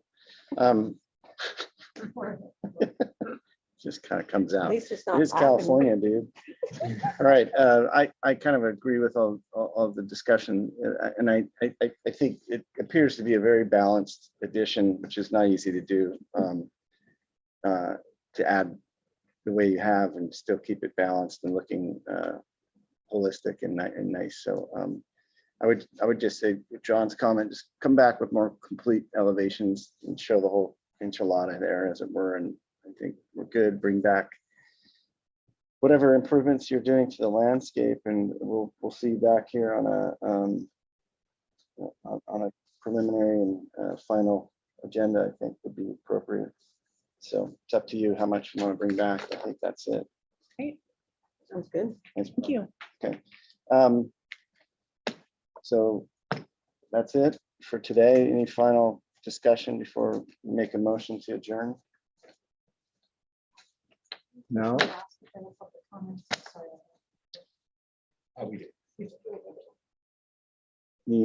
Anything we can help you with before we shut this down? You're good. All right. All right. Do you have a motion to adjourn? I'll make a that. motion. Oh, we all want to. John's going to make the motion, and it sounds like Valerie's I'll seconding second that. All right. All those in favor? Strong showing at this end of the All right, table, John. okay. Opposed? All right. Showing motion I'm still carries. awake. We're adjourned. Thank you. Thanks, Jonathan, for doing a great job, and Yeah, Kimberly you for stepping did. in. And thanks, Josh, for running the meeting. Thank you. You